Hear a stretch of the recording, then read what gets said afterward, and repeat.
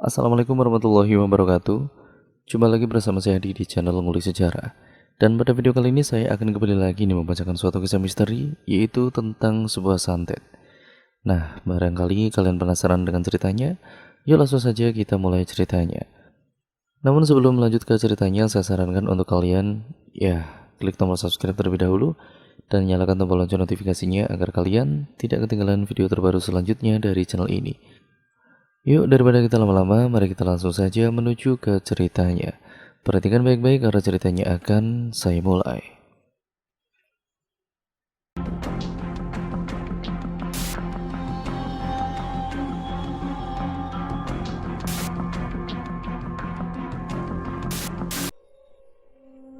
Barangkali di dunia yang semakin edan ini, menemukan perpaduan orang baik, berpondasi agama kokoh, berkarisma, dan juga memiliki prinsip kuat yang dijunjung tinggi adalah hal yang langka. Bagai menemukan permata di hamparan batu cadas. Orang yang menemukan adalah orang yang paling beruntung, paling bahagia. Kalau sudah begitu, ucapkan selamat tinggal pada yang hanya bermoral materi dan ketampanan. Akan tetapi sayangnya kebanyakan orang lebih memilih batu cadas daripada permata, memilih timah dari emas, mungkin karena kedua hal itu lebih mudah ditemukan. Permata dan juga emas seakan menyembunyikan dirinya hingga sebagian orang tidak tahu betapa tinggi nilai benda-benda itu. Salah satu yang beruntung mendapatkan hal langka itu adalah gadis desa dari golongan keluarga biasa di sebuah desa kecil. Tidak kaya pun dia tidak miskin. Mereka hidup berkecukupan, ada untuk makan hari ini juga menabung untuk hari esok. Namun tidak berlebih-lebihan hingga mampu membeli barang-barang di luar kebutuhannya. Rumah beratap rumbia, dinding anyaman bambu yang bila ditiup angin kencang, ia akan bergetar seluruh badan bagai anak ketakutan. Hingga akhirnya menyerah, kalah pada sang angin yang menyusup masuk menebar hawa dingin menusuk tulang para penghuni rumah. Begitulah gambaran kehidupan mereka saat lelaki dari tempat yang sangat jauh itu datang lalu meminang. Perhelatan sederhana, saudara-saudara menikmati makanan seadanya hingga tutup buku hari itu. Semua pulang ke rumah masing-masing dan pengantin baru pun digiring masuk ke dalam kamar. Singkat ceritanya, kedua insan yang bahkan tidak saling mengenal sebelumnya itu membangun rumah tangga, memikul tanggung jawab masing-masing. 4 anak hadir untuk menyemarakan rumah mereka. Keempat bocah itu lalu tumbuh dewasa. Meski hidup sederhana seadanya, tidak lantas mengubur cita-cita. Sang ayah tetap menginginkan pendidikan terbaik bagi putra-putrinya, walau penghasilan yang didapatkannya jauh dari kata cukup. Ia menyekolahkan anak-anaknya hingga tamat SD lalu berpindah pada pendidikan pesantren dan madrasah. Dan itu secara bergilir. Bila si sulung lulus, masuklah si nomor 2, begitu seterusnya, karena perekonomian mereka masih berada di bawah rata-rata. Si sulung, seorang gadis manis yang tengah mekar-mekarnya. Ia bagaikan kembang di pagi hari berembun. Lantaran hal itu pula, sang ayah mati-matian menjaga. Ia tidak boleh keluar rumah kalau tidak ada keperluan yang mendesak. Roda kehidupan berputar atas mereka. Pergantian masa ke masa, perlahan-lahan nasib semakin membaik. Namun seperti sudah disuratkan, bahwa semasih nyawa menetapi raga, cobaan datang menghantam manusia tanpa pandang bulu. Ulfi, baju bapakmu jangan disikat ya nak. Cukup dikocok saja, jangan lupa direndam dulu. Terdengar bunyi kerekan timba, lalu kucuran air ke dalam sebuah bak berukuran cukup besar. Busa-busa sabun mulai menampakkan dirinya. Iya bu, sahut sang anak gadis. Gadis itu membasuh kedua tangannya selesai memisahkan pakaian berwarna dan juga putih ke dalam 2 bak yang berbeda. Ia masih harus menimba lagi untuk keperluan keluarganya mandi. Ritual yang rutin ia lakukan bahkan semenjak anak-anak. Beranjak dewasa sebagai anak sulung, ia semakin cakap saja mengerjakan pekerjaan rumah. Didikan ayahnya yang disiplin telah membentuknya menjadi gadis tangkas. Usianya menginjak angka 21 tahun, deretan angka yang mungkin bagi generasi milenial masih jauh untuk menata kehidupan bersama orang. Namun tidak di kampung itu, hal yang sangat wajar sekali saat anak gadis dipersunting bahkan sebelum ia lulus sekolah dasar. Ya wajarlah, Ulfi mulai menjadi bahan perbincangan. Mulanya bisik-bisik saja lalu semakin meluas. Mulai dari ucapan bahwa sang ayah pemilih, hingga dugaan bahwa ia bernasib sial. Sungguh benarlah kata pepatah, lidah manusia lebih tajam daripada pedang. Lamunan Ulfi terputus saat mendengar bunyi minyak goreng meletup-letup. Langkah-langkah ringan membawanya ke dapur, menemui sang ibu yang asik meracik bumbu untuk menu makan hari ini. Di luar matahari belumlah sempurna menampakkan diri. Terdengar kokok ayam tetangga saut menyaut menyambut pagi. Nanti kamu ikut bapak ke pondok, biar ibu di rumah jagain adik kamu. Baik bu, Ulfi menyaut sementara tangannya dengan cekatan memotong kecil-kecil terong yang kemarin didapatkan ayahnya dari seorang kawannya. Oh iya, sebentar lagi Kang Maman datang. Jangan lupa bawa bakul, belikan tahu 5 potong. Ibu berkata sementara tangannya sibuk membolak-balikan ikan di penggorengan. Sebelah tangannya menutup muka, menghindari letupan minyak panas. Tidak lama setelah itu terdengar suara penjajah tahu keliling yang dimaksud oleh ibunya. Ulfi meninggalkan terong dan juga pisaunya lalu bergegas melaksanakan perintah. Langit masih remang-remang saat ia keluar rumah. Tanah becek sisa hujan semalaman itu membuatnya berhati-hati melangkahkan kakinya. Salah-salah ia bisa jatuh terpeleset. Kerumunan wanita terlihat setelah 10 langkah dilaluinya. Terdengar perbincangan khas penjual dan pembeli tawar-menawar. Ulfi pun tersenyum saat salah seorang temannya menyapa. Itu adalah Asti, kawan sebangunnya dulu. Kini anaknya sudah 3. Ia menggendong seorang balita yang belum genap tumbuh gigi di tangannya. Belanja Ulfi mengangguk. Ia lantas menggoda si balita yang bergelayut di pundak ibunya dengan kain gendongan membelit punggungnya. Asti terlihat berbeda. Meski mereka sebaya, wajah Asti tampak lebih tua dari usianya. Mungkin karena beban hidup yang harus dipikul di saat baru saja pelajaran SD ia tamatkan. Ulfi tersenyum meski begitu tidak dapat dipungkiri ia iri pada kawannya itu. Memiliki bocah-bocah lucu dan mengembaskan adalah impian setiap wanita di usia menikah. Diusirnya pemikiran melankolis yang tiba-tiba menyergap. Ia lebih suka dia menunggu daripada berebut hingga memaksa untuk dilayani sang penjual. Beberapa ibu rumah tangga yang mengerubungi di sekitar Kang Maman mulai beranjak pergi, menyisakan Ulfi, Asti, dan seorang wanita parubaya. Ulfi mengenal wanita itu karena mereka masih bersaudara. Ulfi beli tahu nak? Ulfi tersenyum menanggapi basa-basi si wanita. Ia membiarkan Asti terlebih dahulu dilayani. Anak-anaknya pasti sudah menunggu di rumah. Oh ya Ul, dengar-dengar bapakmu itu nolak laki-laki lagi kemarin ya? Senyum Ulfi tidak lagi selebar pertama kali. Ia menggeleng pelan. Ulfi kurang tahu Bi, lagi pula itu kan urusan bapak.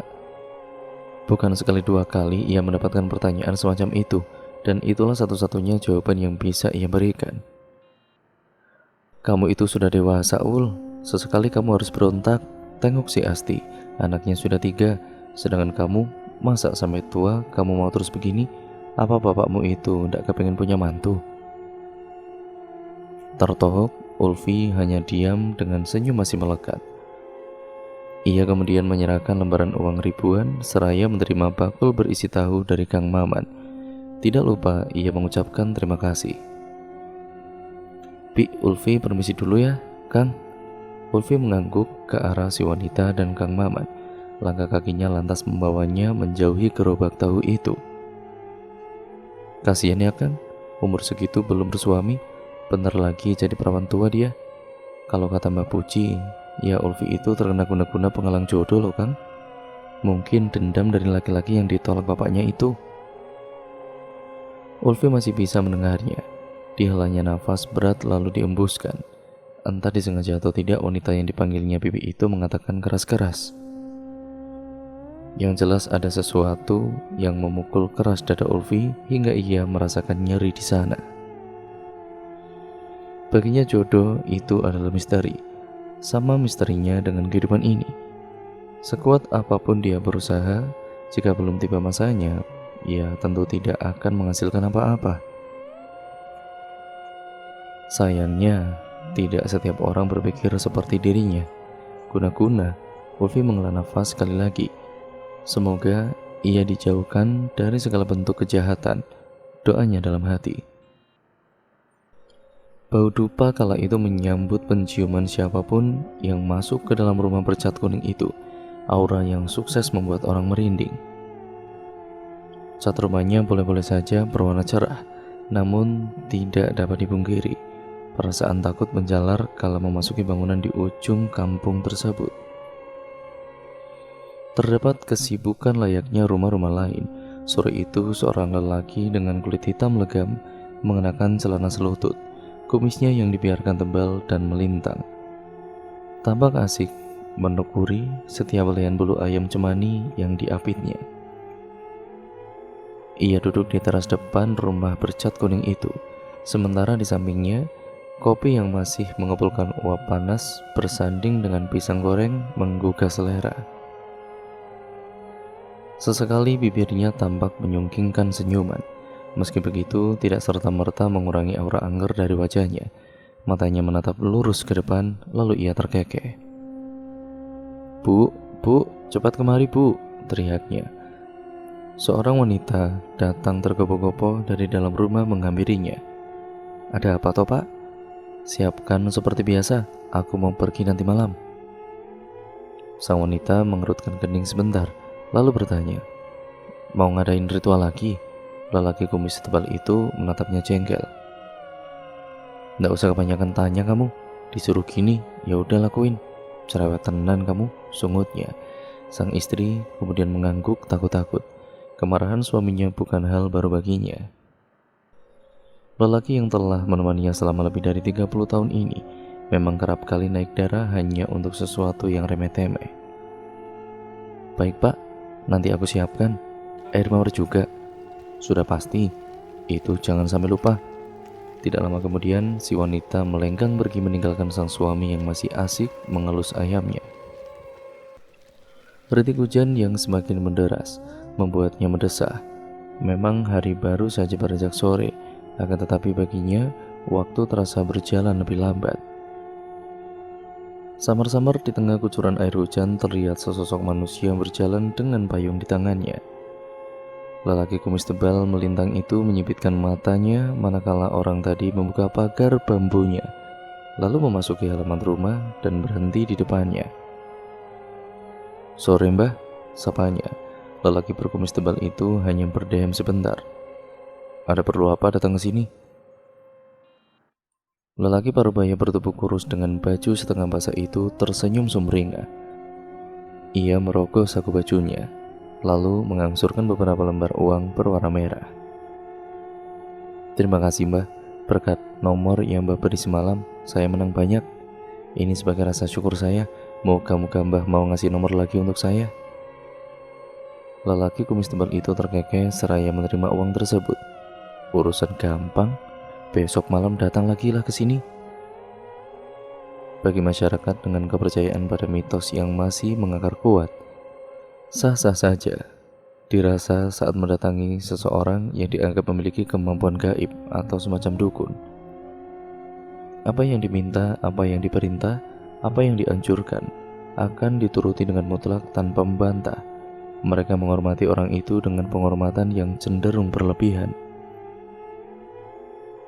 Saat akan menyunatkan anak, ketika akan menikah, sewaktu membangun rumah, semua hal-hal di atas tidak luput dari berkonsultasi dengan orang yang dipanggil mbah itu. Pun tidak sedikit yang justru memanfaatkannya untuk hal lain, semisal meminta nomor togel, ilmu penglaris, jimat pengikat, pesugihan, dan masih banyak lagi. Dalam hati, mereka ini mungkin mengakui hal tersebut salah, Namun, suara batin mereka tertutup oleh hawa nafsu dan bisikan setan. Maka, seperti jamur yang tumbuh di musim penghujan, penikmat ilmu gaib itu pun terus bermunculan, baik yang sudah profesional maupun yang masih amatiran. Beberapa yang menekuni tidak jarang kemudian justru berbalik gila karena mentalnya belum kuat. Salah satu nama yang diagungkan ke seluruh penjuru desa, yang dihormati dengan sepenuh hati, disegani segenap jiwa raga yang bila disebutkan namanya saja, orang akan menunduk takut-takut. Ialah, kita sebut saja Pujiyono. Orang-orang lebih suka memanggilnya Mbah Puji, padahal ia belum menampaki usia senja. Titahnya adalah sabda, perkataannya diamini tanpa membantah. Segala tindak tanduknya, meski benar ataupun salah, tidak ada seorang pun yang berani mengingatkan. Setiap berhadapan dengannya, tidak sedikit yang langsung ciut nyalinya. Kumis tebal melintang, perawakan tinggi besar, dan raut muka yang jarang tersenyum. Dia tertawa saja, orang takut, apalagi menghadapi murkanya. Mbah Puji benar-benar di atas angin. Keyakinan kental terhadap hal-hal gaib dan mitos-mitos tidak berdasar membuatnya kian pongah. Ia semakin bersemangat meningkatkan kemampuannya agar semakin andal dan tidak mudah disaingi. Ritual demi ritual pun dilakukannya. Seperti malam ini, ia tengah bersiap-siap dengan baju dan celana hitamnya. Tidak lupa ikat kepala yang makin melengkapi penampilan sangarnya itu. Ia memelintir kelobot yang sudah diisi dengan tembakau. Matanya terpejam saat menghirup aroma tembakau itu. Dimasukkan ke dalam kantong beberapa rokok kretek yang baru saja dibuatnya. Dia sudah siap. Mbah Puji berjalan melintasi ruang tamu rumahnya, lalu berhenti untuk mengambil perlengkapan yang sudah disiapkan oleh sang istri. Wanita itu sendiri entah kemana, mungkin sudah terlelap. Mbah Puji keluar rumah dan mengunci pintu. Ia menyalakan senter yang menerangi jalan di depannya. Kaki telanjangnya menyapa jalanan becek usai diguyur hujan sepanjang sore. Beberapa puluh langkah, akhirnya ia sampai di tempat yang ia tuju. Sebuah pemakaman umum. Mbah Puji menarik sudut bibirnya dengan puas. Suasana pekuburan yang sepi, senyap, dan gelap gulita. Dia akan melancarkan rencananya. Tidak ada orang yang datang ke kuburan di malam sedingin ini. Setiap orang pasti lebih memilih berkumpul dengan keluarga masing-masing, menikmati teh dan kopi, juga menonton TV. Listrik masuk ke desa itu sekitar 10 tahun yang lalu. Mbah Puji berjalan di antara batu nisan yang berterbaran dengan berhati-hati agar tidak menginjak atau melangkahi kuburan. Pantang, kalau orang zaman dahulu bilang, bisa-bisa ia tertimpa sial. Di area pemakaman paling barat, ia berhenti mengamati keadaan sekitar, lalu mulai menggali cangkul yang memang dibawanya dari rumah. Beberapa saat lamanya terdengar bunyi benda logam menyentuh tanah. Setelah hampir setengah jam menggali, terlihatlah barang yang ia cari. Mbah Puji merogoh kantong plastik yang ia bawa. Sebuah pisau yang sudah ia asah berkilat lemah di bawah sinar redup bulan. Hati-hati ia menyingkap satu persatu papan yang menutupi jasad dari timbunan tanah. Sesosok mayat yang tinggal tulang belulang saja membuat Mbah Puji tersenyum lega. Ia mencari tangan si mayat, lalu dengan perlahan dan teliti, mulailah ia mencoba untuk memutus tulang jari kelingkingnya. Suara desir angin, burung hantu, hingga nyaring bunyi jangkrik membuat kesan menyeramkan di area pemakaman itu. Terdengar suara tangisan samar-samar. Mbah Puji diam sebentar lalu terkekeh. Hantu dan sebangsanya bukan hal baru lagi untuknya. Gangguan sekecil itu tidak akan menghentikan aksinya. Sudah seminggu ini, Danu, anak tertua dari Mbah Puji, pulang dari kota. Lelaki bertubuh kurus dengan rambut panjang itu memutuskan untuk kembali ke kampung setelah hampir saja ia diciduk oleh polisi karena kasus pencopetan. Meski usianya sudah menginjak 30 tahun, belum hilang benar sikap kekanak-kanakannya. Mungkin karena terbiasa dimanja, Danu ogah-ogahan membanting tulang mencari pekerjaan tetap untuk bekal berumah tangga.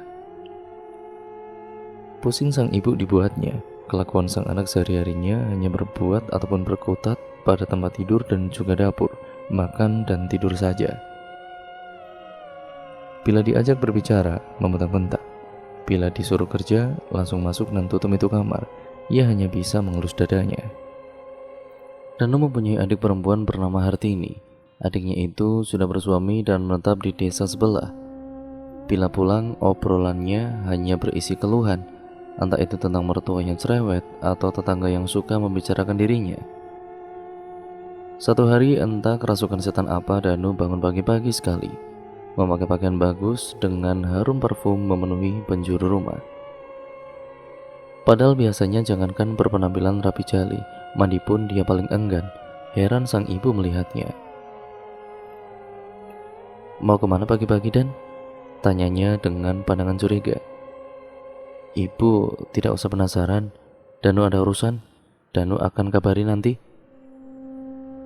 Meski penasaran dengan perubahan mendadak si sulung, sang ibu mengiyakan juga akhirnya.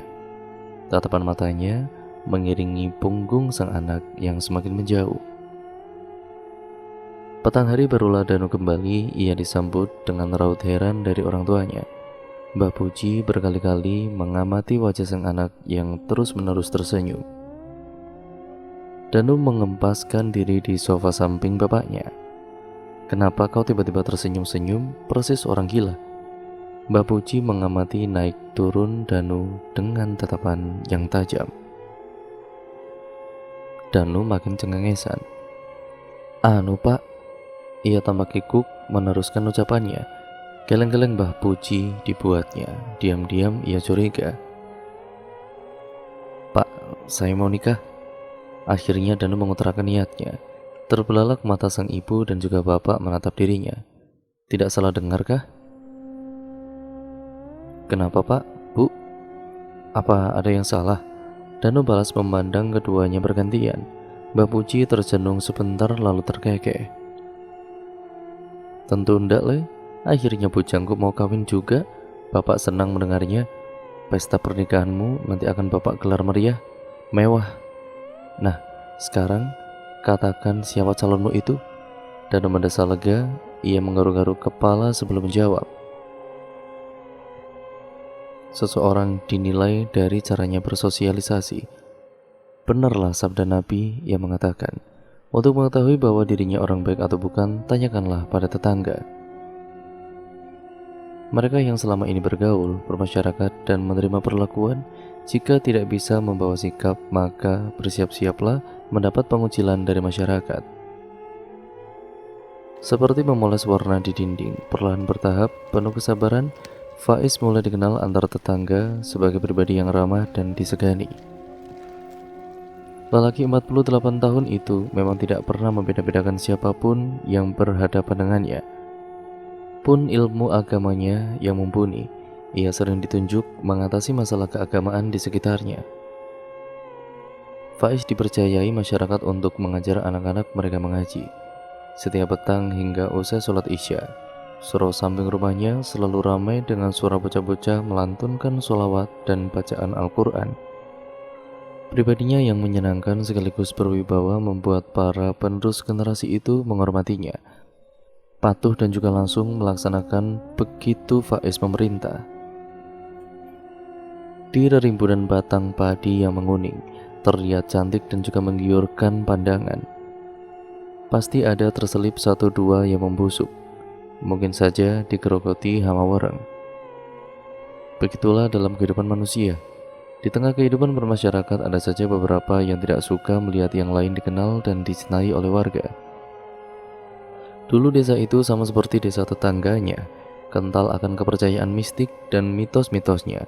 Lambat laun orang-orang luar berdatangan. Sedikit demi sedikit kepercayaan pada hal gaib itu dikikis pelan-pelan. Tidak langsung dibabat habis-habisan, karena sudah watak manusia akan menolak sesuatu yang asing baginya. Ajaran agama diperkenalkan dengan santun, bukan dengan ceramah di masjid-masjid saja. Yang terutama justru akhlak yang menawan hati, hingga berbondong-bondong penduduk meninggalkan kebiasaan lama. Faiz mungkin bisa dibilang salah satu dari orang itu. Datang dari daerah yang terkenal penduduknya berwatak keras, disiplin tinggi, dibalut dengan pengetahuan agama yang luas, ia mendekati warga desa dengan halus. Tidak sedikit pun ia gentar akan ancaman beberapa orang yang tidak menyukai kehadiran dan pengaruhnya. Ia sudah biasa, semenjak masih di pesantren pun ia ditempa menghadapi hal-hal semacam ini. Ia hanya percaya, barang siapa yang menuai makar, dialah yang akan menuai akibatnya. Bagi keluarganya sendiri, Faiz adalah sosok ayah yang bijaksana, tegas, dan penyayang. Semasa kecil, tidak jarang Ulfi ikut dengan ayahnya mengajar di pesantren, membonceng di belakang tentunya. Kalau satu anak melakukan kesalahan, maka yang lain pun ikut dihukum. Oleh sebab itu, setiap anak-anaknya berusaha memperbaiki kesalahannya maupun kesalahan saudaranya. Terjadilah gotong royong sesama anggota keluarga. Secara pribadi, Ulfi lebih dekat dengan ayahnya daripada saudara-saudara yang lainnya. Mungkin karena faktor anak pertama dan memiliki adik di usia balita, Faiz amat sangat menyayanginya dan membawanya kemanapun ia pergi. Begitupun sebaliknya, Ulfi akan membuntuti dan juga meniru setiap perbuatan yang dilakukan sang ayah. Kasih sayang timbal balik antara ayah dan anak. Pernah istrinya menanyakan pada Faiz mengapa ia tidak ujung menetapkan pasangan bagi Ulfi. Toh umurnya sudah matang. Bekal berumah tangga pun cukup. Ibu Ulfi sendiri pun menikah saat menginjak usia 16 tahun. Faiz tersenyum, mengusap pelan lengan istrinya. "Aku hanya ingin yang terbaik untuk anakku," jawabnya. Ibu Ulfi mengerutkan kening. "Apa di antara para pelamar itu tidak ada yang baik?" Faiz menggeleng. "Bukan begitu. Aku hanya percaya Allah sudah menyiapkan yang terbaik. Hanya saja belum sampai masanya." Lagi pula, Ulfi tidak berkeliaran kemana-mana. Biarlah ia menikmati masa-masa mudanya, berkumpul dengan ayah ibu dan juga saudaranya, sebelum di bawah suaminya nanti. Wanita yang hampir seperempat abad menerimanya itu menghela nafas. "Aku tidak tahan dengan omongan tetangga. Aku terus mendengar seperti itu. Aku tidak bisa mendengar anakku dikatai perawan tua." Faiz mengangguk maklum. Jika kita buru-buru menikahkan anak hanya karena omongan tetangga, kita salah. Biarkan mereka berkata semaunya, toh yang menjalani kan kita sendiri. Faiz memandang ke atas, menerawang. Ulfi anak tertuaku, paling tidak dia harus memikul beban tanggung jawab untuk adik-adiknya. Maka dari itu, aku tidak ingin buru-buru menikahkannya. Peduli apa pada omongan orang? Aku hanya merasakan Allah belum mendatangkan jodoh yang tepat untuknya. Dini hari sekitar jam 3 pagi, biasanya Faiz duduk di kursi ruang tamu, berwirid setelah melaksanakan sholat malam. Ia tidak akan tidur lagi sehingga subuh. Kadangkala untuk mengusir rasa kantuk, ia berjalan-jalan di sekitar pekarangan rumah hingga ke sungai, sekitar 50 meter dari rumahnya. Usai subuh, ia melakukan olahraga ringan, seperti lari-lari kecil atau bersepeda pergi ke sawah. Selain mengajar, ia memang memiliki sepetak sawah pemberian mertuanya. Sekitar jam 9 pagi, barulah ia beristirahat berkumpul dengan anak istri. Jam 12 siang ia pergi mengajar ke pesantren alma maternya yang berjarak sekitar 2 km dari rumahnya, mengendarai sepeda pula. Sekitar jam 5 sore, barulah ia pulang dan mengajar anak-anak mengaji hingga azan Isya berkumandang. Ulfi menghafal semua rutinitas ayahnya itu di luar kepala. Ia pula yang menggantikan sang ibu menyiapkan kebutuhan ayahnya, karena ibunya harus direpotkan dengan balita kecil, yaitu adik bungsunya. Ulfi membuatkan kopi, merapikan kitab-kitab yang akan dibawa ayahnya mengajar, hingga menyiapkan baju yang dipakai sang ayah. Kadang ia pula yang memasak kiriman untuk sang adik yang masih di pesantren. Semua itu ia lakukan tanpa mengeluh. Ia sudah terbiasa bekerja keras sejak kecil. "Bapak mau bawa kopi ke madrasah?" Seperti siang itu, Ulfi pun kemudian melihat sang ayah yang baru saja keluar dari kamar mandi. Iya, sekalian bungkusin nasi satu ya. Hari ini ada rapat guru. Bapak takutnya nanti pulang malam. Ulfi mengangguk. Tangannya masih sibuk merapikan lembaran kertas ujian murid-murid ayahnya. Ulfi, bagaimana pendapatmu tentang takdir? Faiz bertanya tiba-tiba. Ulfi terdiam. Bukan hal mengejutkan baginya jika tiba-tiba sang ayah menanyainya seperti pertanyaan ini. Ulfi tahu sang ayah mengetes ingatannya akan pelajaran sekolahnya dulu. Takdir itu kan ada dua, mubrom dan juga mu'alak. Mubrom adalah takdir yang paten, tidak bisa diubah. Mu'alak adalah takdir yang masih kita ubah. Ya, misalnya dengan doa dan sedekah. Jawab Alfi mantap. Meski tidak ditanyakan penjelasannya, ia yakin itulah jawaban yang ayahnya inginkan. Faiz tersenyum. Misalnya takdir umur kita termasuk takdir mubrom, lalu apa guna doa kita yang meminta panjang umur? Ulfi tercenung sesaat lalu menjawab, tentu saja berguna. Misalkan ketentuan umur kita 50 tahun, memang tidak bisa diubah, tapi Allah jadikan barokah. Umur yang 50 itu, ya tadi itu sama halnya dengan mereka yang berumur 60 tahun. Lalu bagaimana dengan pertanyaan takdir Allah itu mutlak hak Allah? Tidak ada manusia yang bisa ikut campur. Bagaimana cara mendamaikan pernyataan ini dengan takdir mu'alak tadi? Ulfi duduk di kursi dekatnya, berpikir sejenak, menatap wajah ayahnya yang tersenyum. Ya, memang benar, takdir adalah mutlak milik Allah. Misalnya manusia berdoa meminta dipanjangkan usianya, bukan serta-merta ia mencampuri urusan Allah. Bukankah doa manusia itu sendiri juga takdir Allah?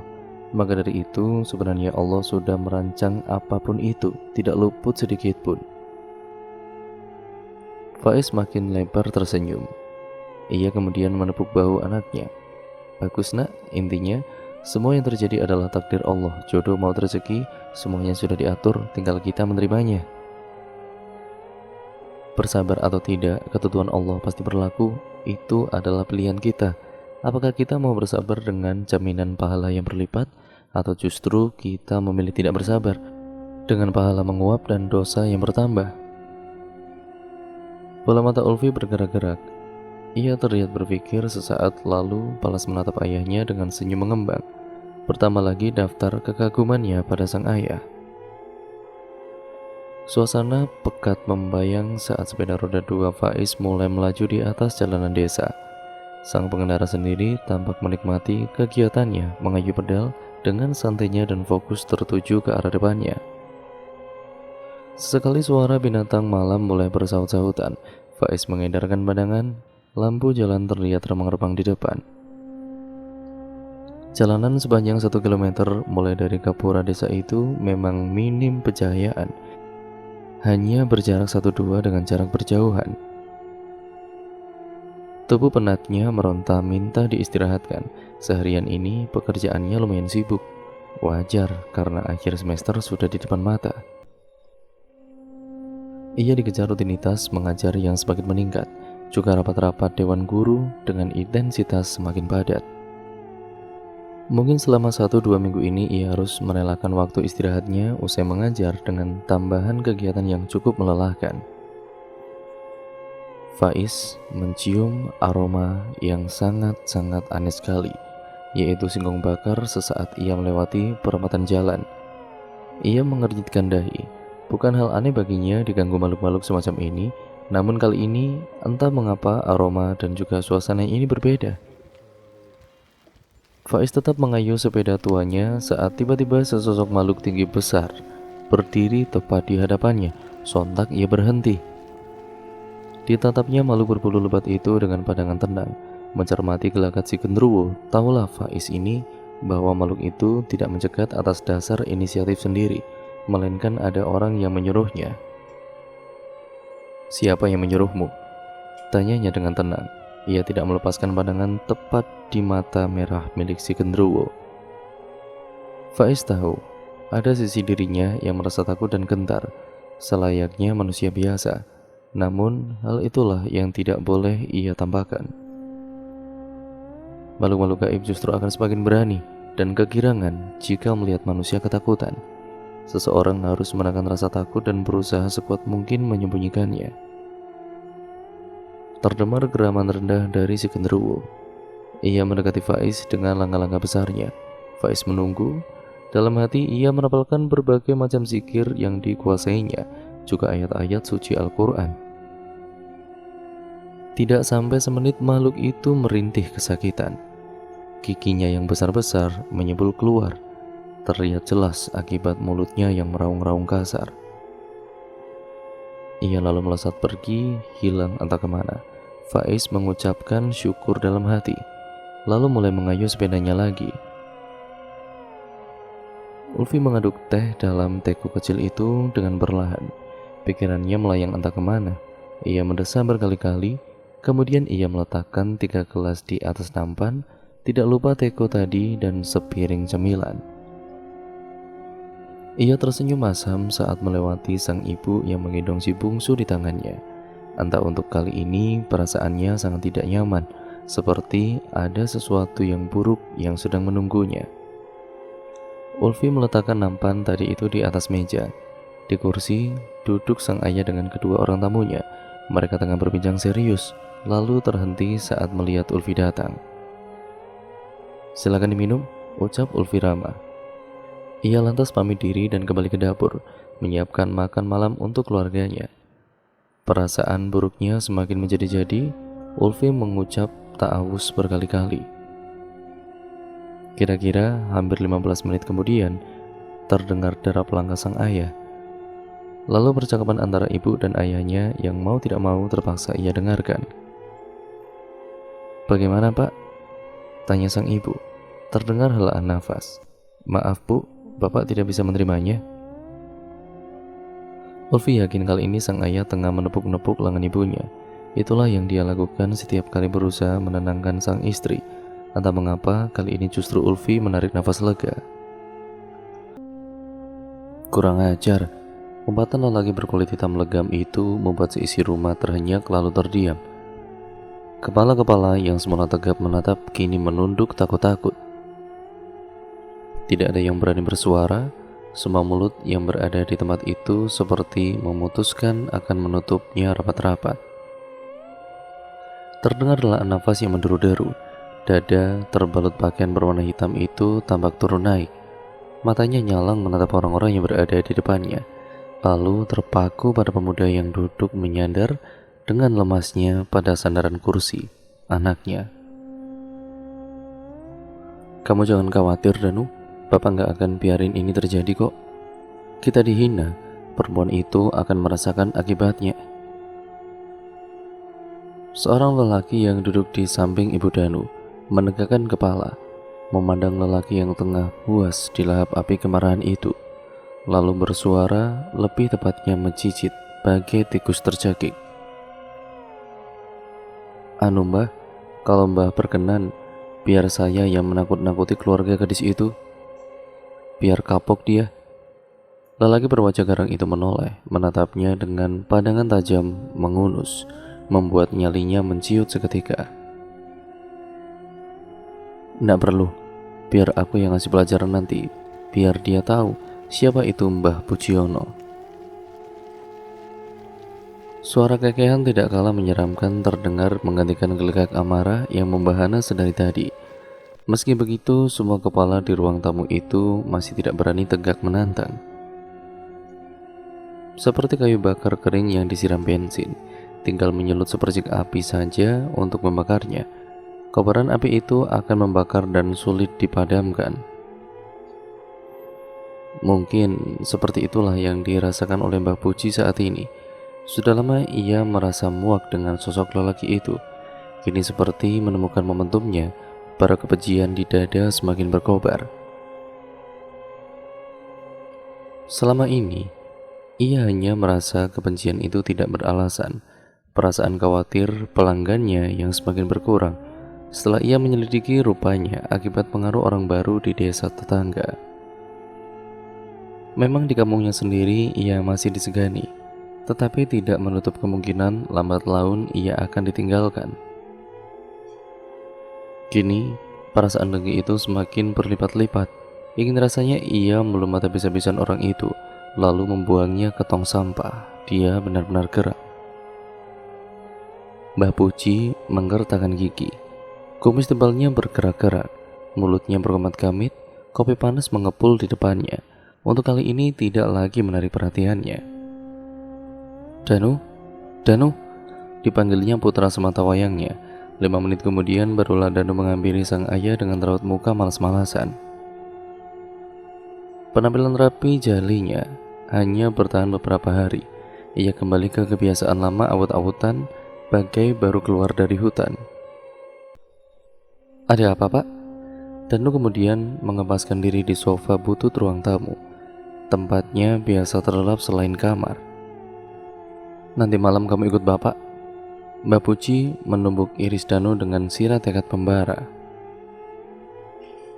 Danu merespon dengan mengangkat alis. Kemana? Ikut sajalah. Mungkin dia nolak kamu karena kurang duit. Besok coba kamu bujuk lagi. Barangkali dia tergiur terus terima kamu. Danu mendesah. Sang ayah masih belum mengerti juga.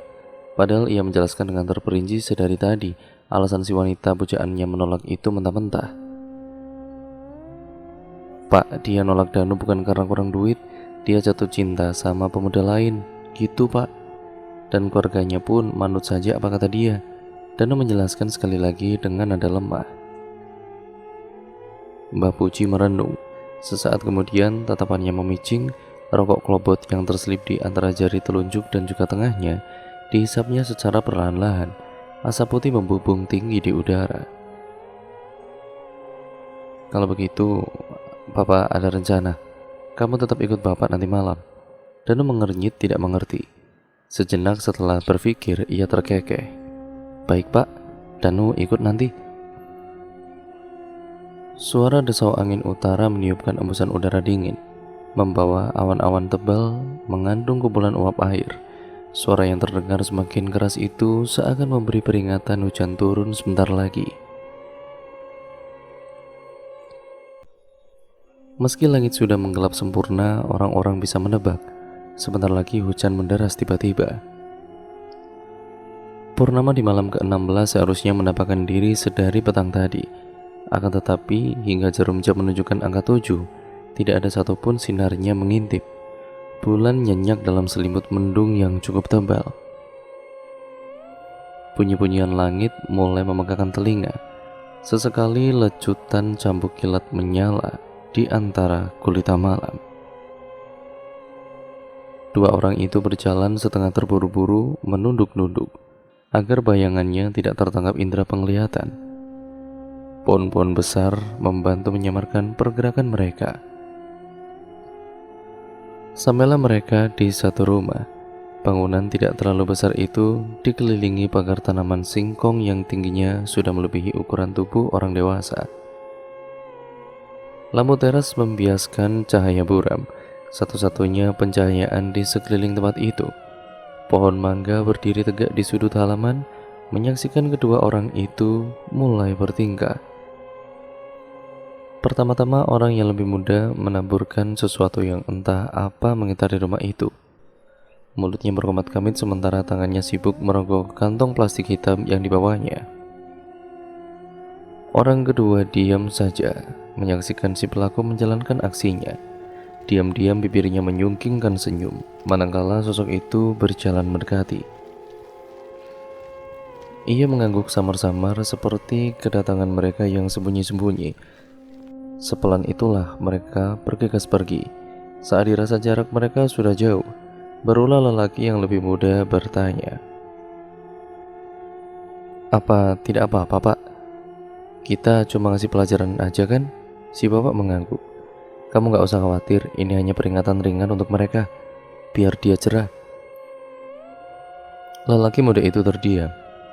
Lalu bagaimana dengan keluarga pemuda itu? Biar bapak yang menangani urusan itu, Danu. Mbah Puji terkekeh pelan. Malam itu tidak seperti malam-malam biasanya.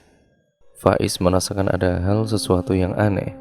Batinnya yang memang terbiasa menangkap hal-hal di luar nalar, kali ini seakan menajamkan diri. insting pertahanan yang menguar begitu saja, respon dari firasat buruk yang tertangkap inderanya.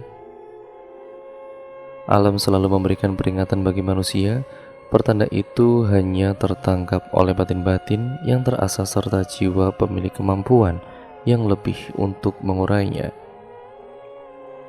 Isyarat yang mungkin dianggap biasa saja bagi kalangan awam, sebenarnya adalah tanda-tanda bagi orang dengan kepekaan tingkat tinggi.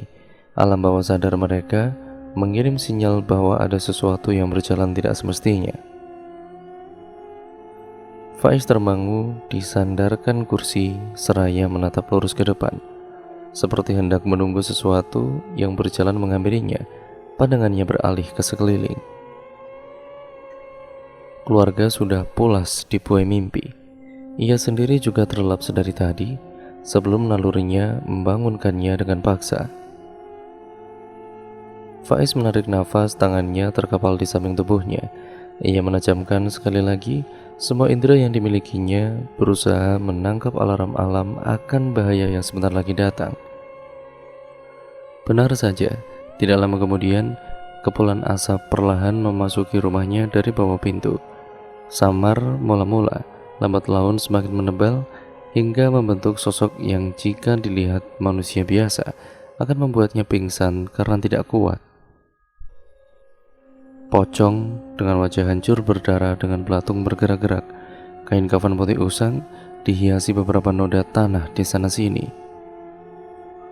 Bola mata yang copot sebelah menyisakan rongga matanya saja, membuat bulu kutuku berdiri menatap tajam pada manusia yang masih duduk tenang menunggunya.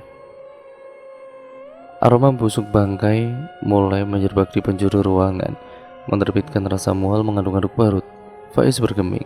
Sedari kecil ia memang sudah terbiasa melihat hal-hal semacam itu. Bahkan dulu ia pernah menyaksikan sendiri saat arwah kakeknya lepas dari badan.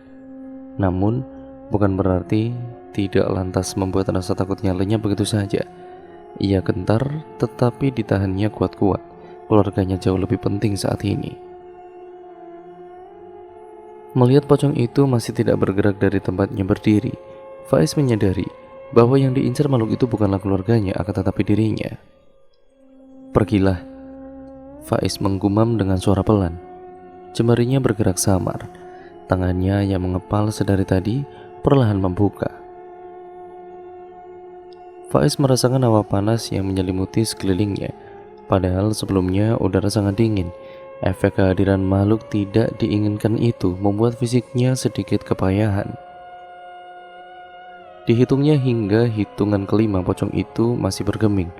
Faiz menarik nafas, ia melemparkan sesuatu yang digenggamnya ke arah pocong itu. Bagaikan garam yang ditabur di atas bara, memercik lalu hilang. Pocong itu lenyap diiringi teriakan kesakitan. Faiz mengucapkan hamdalah, meski begitu nalurinya lagi-lagi berkata, ini bukan yang terakhir, justru baru permulaan saja. Pemuda berusia 19 tahun itu mengayuh sepedanya dengan santai, pelan-pelan saja sambil menikmati keindahan panorama desa yang selalu membuainya. Sawah-sawah berjejer memamerkan hasil kandungannya selama beberapa bulan. Pucuk-pucuk batang jagung, kuning-kuning untayan padi. Belum lagi aliran sungai kecil yang menjadi pengharapan tunggal para petani untuk mengairi tempat mereka bercocok tanam. Dulu semasa kecil ia sering berlarian di pematang sawah itu, menangkap capung atau mengejar burung nakal yang menyantap bulir-bulir padi. Kadangkala memanjat pohon gayam hingga pucuk tertinggi. Semua itu dilakukannya dengan riang gembira. Lelaki muda itu tersenyum bernostalgia dengan kenangannya. Tanpa terasa kini ia sudah meninggalkan semua kebiasaan menyenangkan itu. Bocah yang biasa bergulat dengan lumpur kini sehari-harinya berkutat dengan pelajaran-pelajaran yang harus dihadapinya ataupun dia lahapnya tidak tersisa. Selama beberapa waktu berada di pesantren, memang ia beberapa kali mengambil izin untuk pulang ke rumah karena ada hal yang harus ia selesaikan. Pun rumahnya yang memang berjarak tidak jauh dari tempatnya mondok membuatnya mendapat keringanan dari pengurus pesantren. Ia masih mengayuh sepeda milik temannya itu dengan tenang saat tiba-tiba seorang lelaki tinggi besar berkulit hitam legam menghadangnya di tengah jalan. Pemuda itu pun menepikan kendaraannya.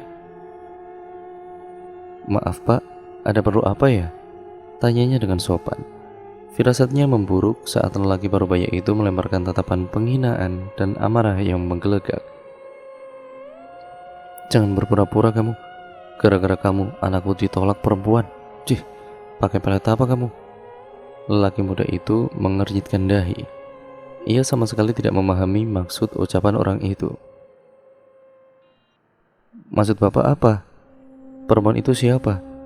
Ia masih mencoba menahan kesabaran meski lelaki di depannya menggeram murka. Masih berpura-pura suci rupanya. "Firda, gadis itu menolak Danu. Dia bilang dia menyukaimu sejak lama."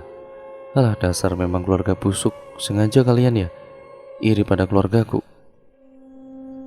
Firda. Sekonyong-konyong nama itu timbul di permukaan ingatannya. Alis pemuda itu semakin menukik tajam. Samar-samar sosok gadis pemalu, kawan sekelasnya berwujud dalam pikirannya. Perlahan sel-sel otak mulai merangkai beberapa dugaan. Danu, anak orang ini melamar Firda, tapi ditolak sebab menyukaiku, batinnya. Sejenak ia menggeleng, pening kepalanya semakin menjadi. Jangankan pacaran, bertemu saja ia jarang. Firda memang sesekali datang ke rumah, karena gadis itu juga teman adiknya. Apa memang Firda menaruh hati padanya? Tetapi ia tidak bisa menangkap isyarat itu. Sementara ia berpikir, lelaki di depannya berdecak kesal. Kedua tangannya bertolak pinggang. "Awas, aku akan buka kedok keluargamu yang bejat itu. Pantas saja kakakmu itu tidak laku-laku." Cih. Meludah sekali lagi. Lelaki itu lantas berderap pergi meninggalkannya yang masih termangu. Ia menghela nafas. Pemuda itu kembali meraih sepeda yang sempat ditelantarkannya. Tiba-tiba ingatannya tertuju pada sang kakak. Ulfi, mau tidak mau batinnya bagai diiris pisau berkarat. Adik mana yang tega mendengar kakaknya dihina? Suasana sarapan pagi di sebuah rumah itu seharusnya menjadi ajang kumpul keluarga yang menyenangkan. Tempat di mana antar anggota keluarga bisa berinteraksi dengan yang lain, membicarakan banyak hal, bercanda dan berbagi satu sama lain. Betapa banyak momen manis keluarga tercipta di atas meja makan. Ya, seharusnya seperti itu. Akan tetapi, kesunyian mencekam menggerogoti setiap perasaan orang yang duduk menghadap meja itu. Mereka terdiam, hanya sesekali terdengar bunyi sendok beradu dengan piring. Andai tidak ada satu kejadian yang membuat kegeraman itu tercipta, mungkin mereka bercanda seperti biasa. "Lancang sekali si Faiz itu. Dia kira dia siapa berani menolak anakku." Suara setengah mendesis itu sontak membuat yang lain menoleh menatapnya. Lelaki parubaya berwajah keras itu memasang tampang siap menerkam siapapun yang berani menyela. Giginya berkemelutuk, mengunyah keras-keras masakan istrinya. Sementara itu, berjarak 2 kursi darinya, seorang pemuda menarik nafas perlahan. Ia juga merasa geram karena lamarannya kemarin ditolak mentah-mentah oleh ayah dari perempuan yang diinginkannya itu. Memangnya kita kurang apa? Dia sudah merasa kaya, ha? Gajinya sebelum saja tidak sampai secuil dari hasil panen sawahku. Sombong sekali dia, lihat saja nanti. Tidak henti-hentinya lelaki itu merutuk orang yang ia anggap telah merendahkan harga diri keluarganya. Ia beralih menatap sang istri yang balas memandangnya dengan alis mata terangkat. "Apa? Aku akan menemui Bapuji nanti. Sementara itu, kau bicarakan hal ini dengan ibu." Perempuan itu mengangguk. Rimbunan tanaman mawar terhambar indah di tanah seluas 3 meter itu. Kelopaknya yang baru mekar kemarin basah oleh air hujan semalam. Begitu pula daun-daunnya. Tumbuhan lain, beringin bonsai dalam pot berderet-deret menghiasi depan teras rumah sederhana itu. Lantai teras dari keramik kuning yang baru dipasang sebagian, dindingnya pun belum terpoles semen. hanya tumpukan bata membentuk hunian jauh dari kata mewah. Meskipun begitu, ketenangan dan juga keasrian terpancar jelas dari wajah-wajah penghuni rumah. Bukti nyata bahwa kebahagiaan bukanlah berasal dari harta semata. Berdiri di depan pintu rumah itu, seorang lelaki mengamati hamparan kuntum bunga mawar dengan senyum simpul. Menanam dan juga merawatnya hingga secantik sekarang ini bukanlah perkara yang mudah. Butuh ketelatenan dan kesabaran lebih. Lelaki itu memang menyukai tanaman apapun, mawar khususnya. Lelaki itu mengedarkan pandangan, masih dengan kedua tangan tertaut di belakang tubuhnya. Langkah-langkah kaki mendekat membuatnya menoleh, tersenyum pada wanita yang baru datang. "Pak," panggil wanita itu ragu-ragu. Faiz menaikkan sebelah alisnya, menangkap keraguan yang membias di wajah istrinya. Pasti ia hendak menyampaikan sesuatu, tetapi tertahan. "Ada apa? Katakanlah." Ibu Ulfi menarik nafas sebelum mengutarakan beban pikirannya selama 2 hari ini. "Kenapa Bapak menolak Romi?" Akhirnya meluncur juga pertanyaan itu, kalimat yang ia tahan-tahan. Selama ini ia mempercayai apapun keputusan sang suami. Hanya kali ini saja ia mempertanyakannya. Faiz menatap wajah istrinya. Sorot kecewa dan juga heran tersirat jelas di raut muka wanita itu. Ia memandang teduh, alisnya berkerut. "Aku bukannya membenci Tommy, tidak. Aku juga tidak bermaksud merusak ikatan persaudaraan. Hanya saja, ini terlalu beresiko. Kamu tahu sendiri kan, Romi kalau berbicara dengan orang tuanya sering kasar. Jika pada ayah ibunya saja ia bersikap seperti itu, bagaimana dia akan memperlakukan anakku? Lagi pula, pernikahan antara saudara ini jika sewaktu-waktu terjadi sesuatu, akan jauh lebih buruk akibatnya daripada menjalin ikatan dengan orang lain. Tapi bukan berarti aku mengharap sesuatu yang buruk itu." Faiz memandang lurus ke depan, ke arah Ulfi tengah bercanda dengan adik bungsunya. Gadis itu memang sangat cakap merawat sang adik. Di awal-awal ibunya melahirkan dulu, Ulfi lah yang menggantikan pekerjaan sang ibu, bahkan hingga memandikan dan juga mengganti pakaian si bungsu. Tidak heran balita itu begitu menempel erat padanya. Orang-orang sering mengatakan bocah itu lebih pantas menjadi anak Ulfi daripada adiknya. Sang istri menghela nafas. Faiz beralih menatapnya. "Aku hanya tidak enak kepada Kak Haris. Wataknya sangat keras dan sedikit sombong. Aku merasa dia tidak akan tinggal diam." Wanita itu memeluk tubuhnya sendiri.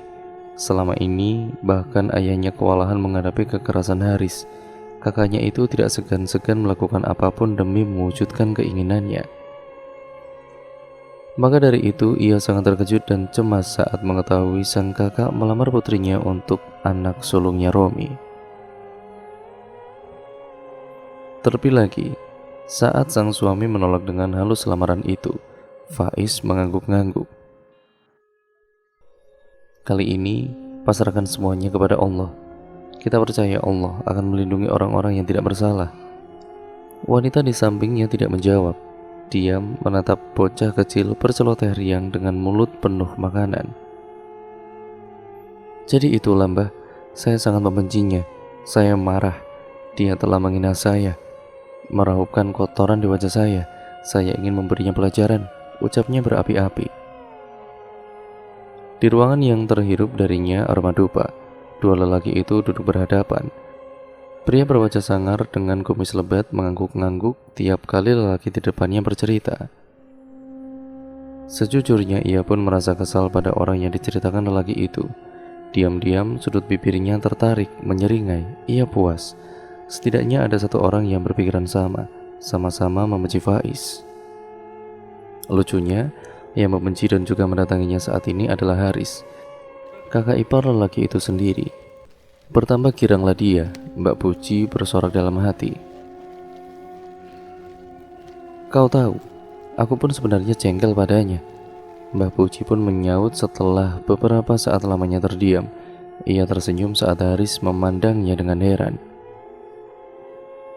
Apa dia membuat masalah dengan Mbah? Tanyanya setengah tidak percaya. Setaunya, Faiz adalah orang yang ramah dan jarang berinteraksi dengan orang lain bila tidak diperlukan.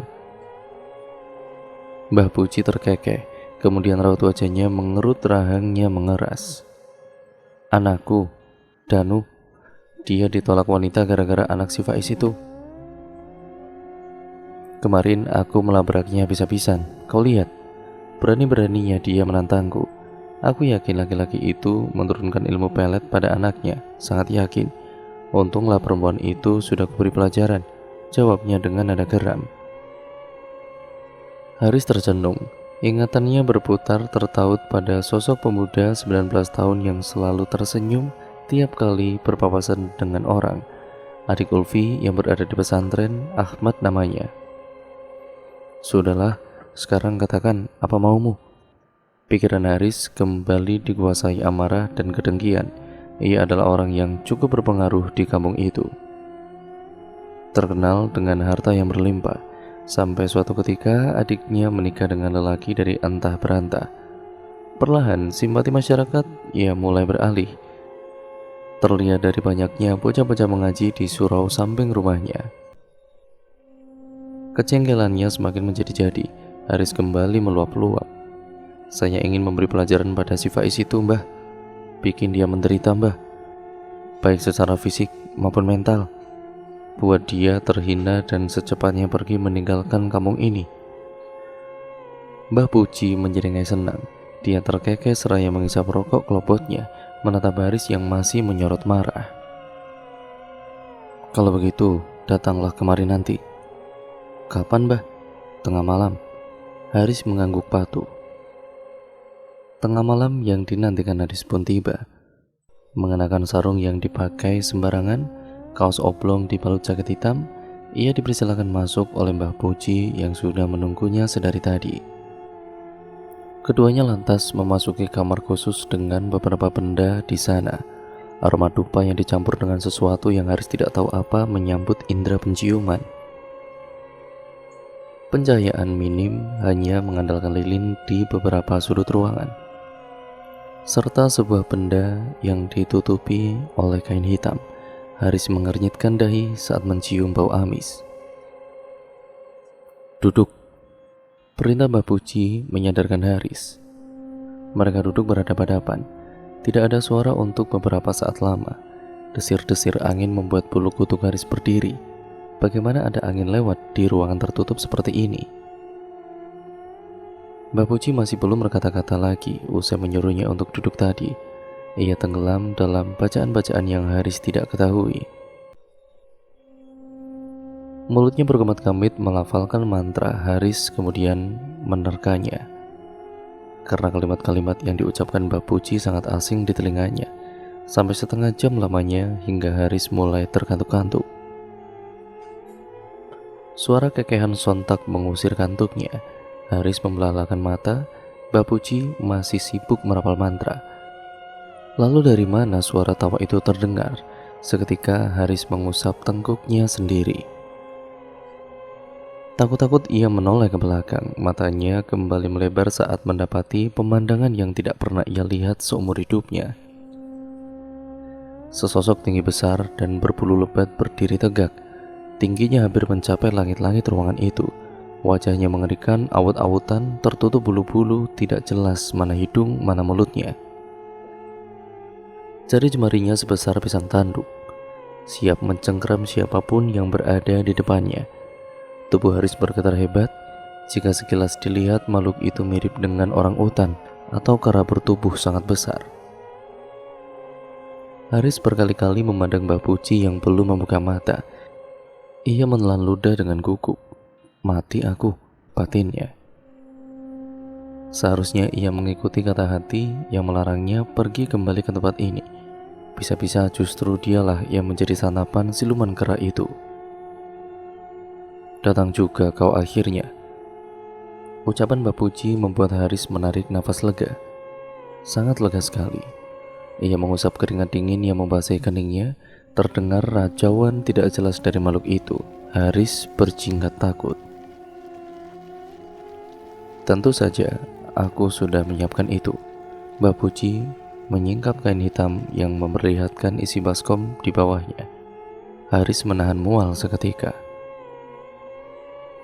Benda entah apa itu berkumpal-kumpal mengeluarkan aroma busuk yang menyengat. Haris menutup hidungnya kuat-kuat. Itu apa, Mbah? Ia tidak dapat menahan diri untuk bertanya. Mbah Puji tertawa pelan. Ari-ari bayi, jawabnya singkat. Haris membelalakan mata, menatap Mbah Puji dan baskom itu bergantian. Tidak menunggu waktu lama makhluk itu melewati Haris, berjongkok di samping Mbah Puji lalu menyantap ari-ari itu dengan rakusnya. Terdengar bunyi kunyahan yang membuat Haris kembali menutup mulutnya. Jijik ia ingin muntah. Secepat itu juga makhluk itu menghabiskan sesajen untuknya, menjilati sela-sela jari jemarinya. Sekarang kerjakan perintahku.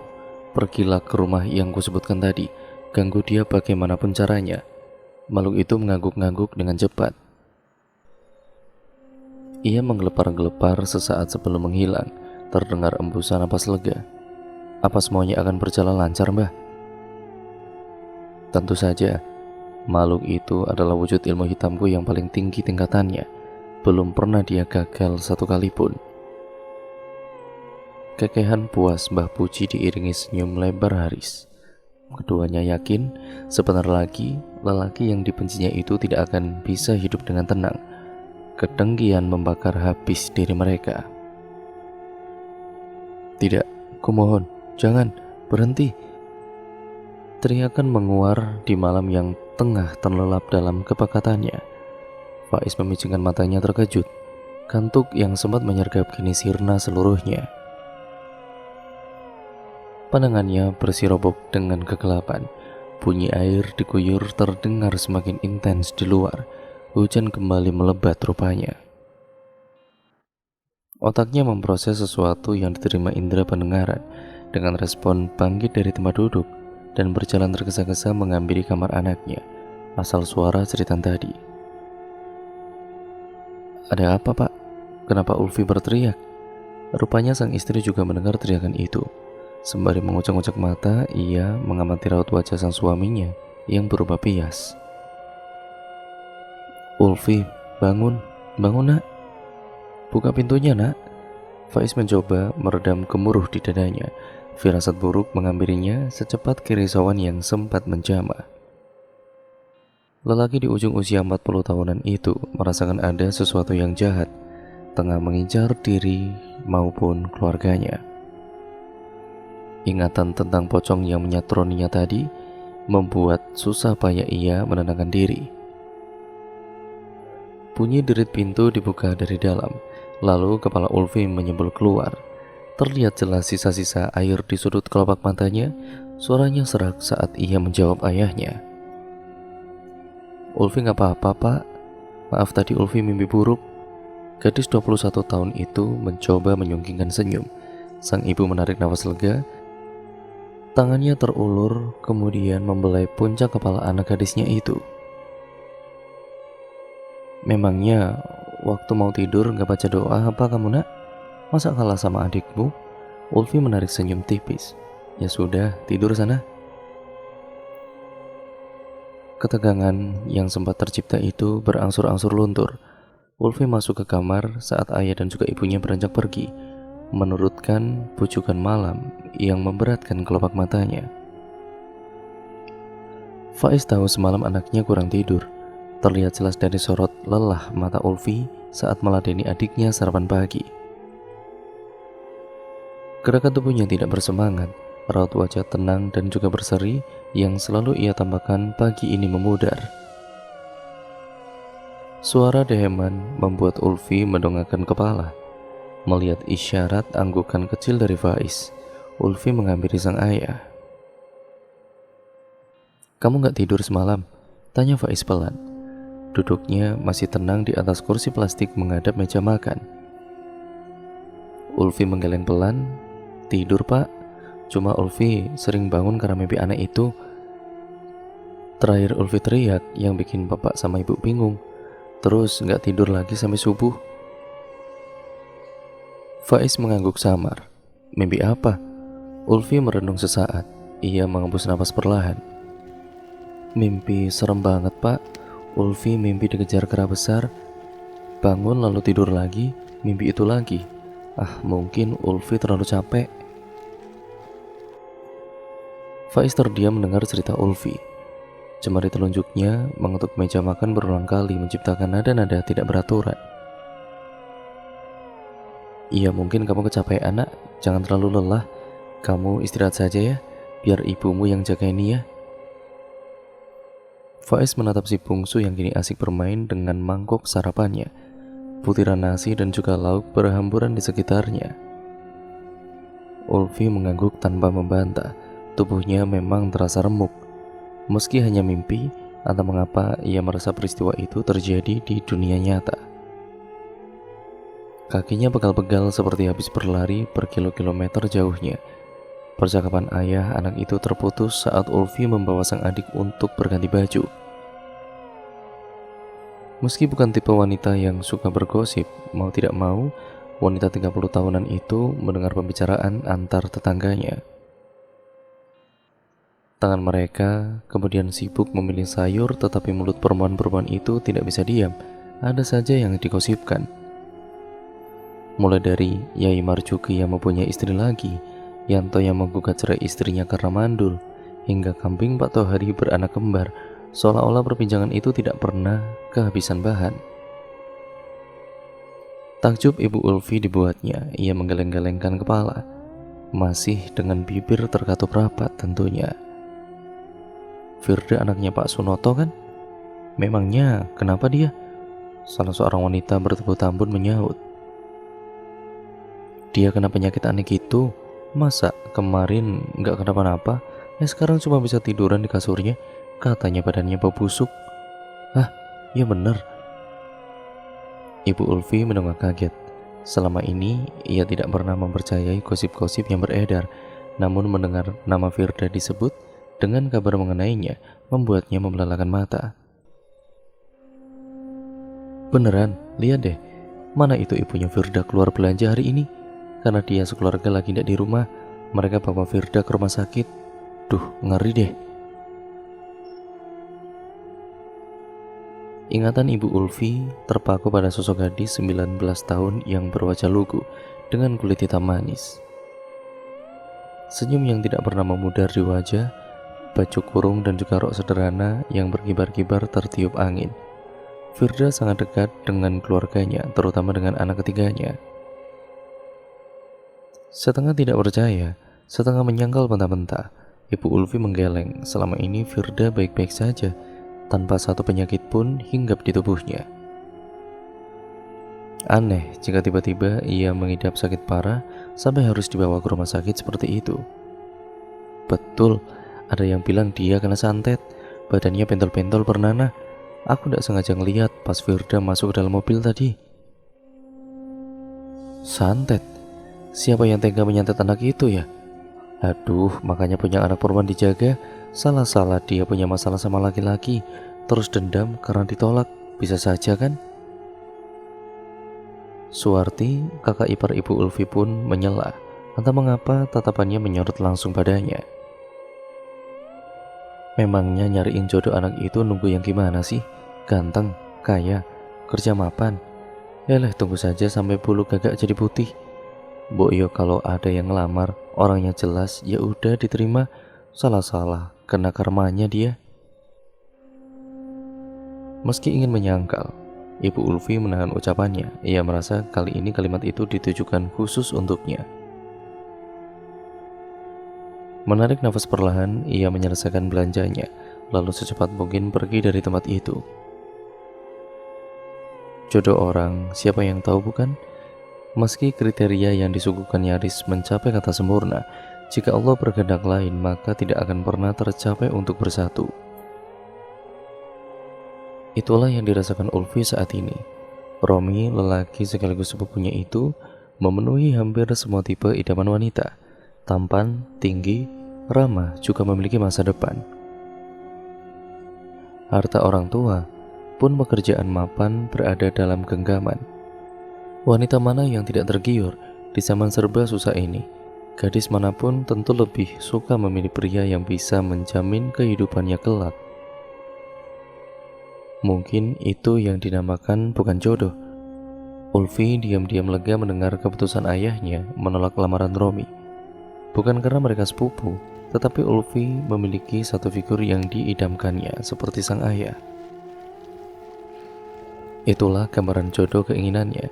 Meski tidak menggenggam harta, ia bisa mengayomi dan juga mendidik anaknya dengan sangat baik.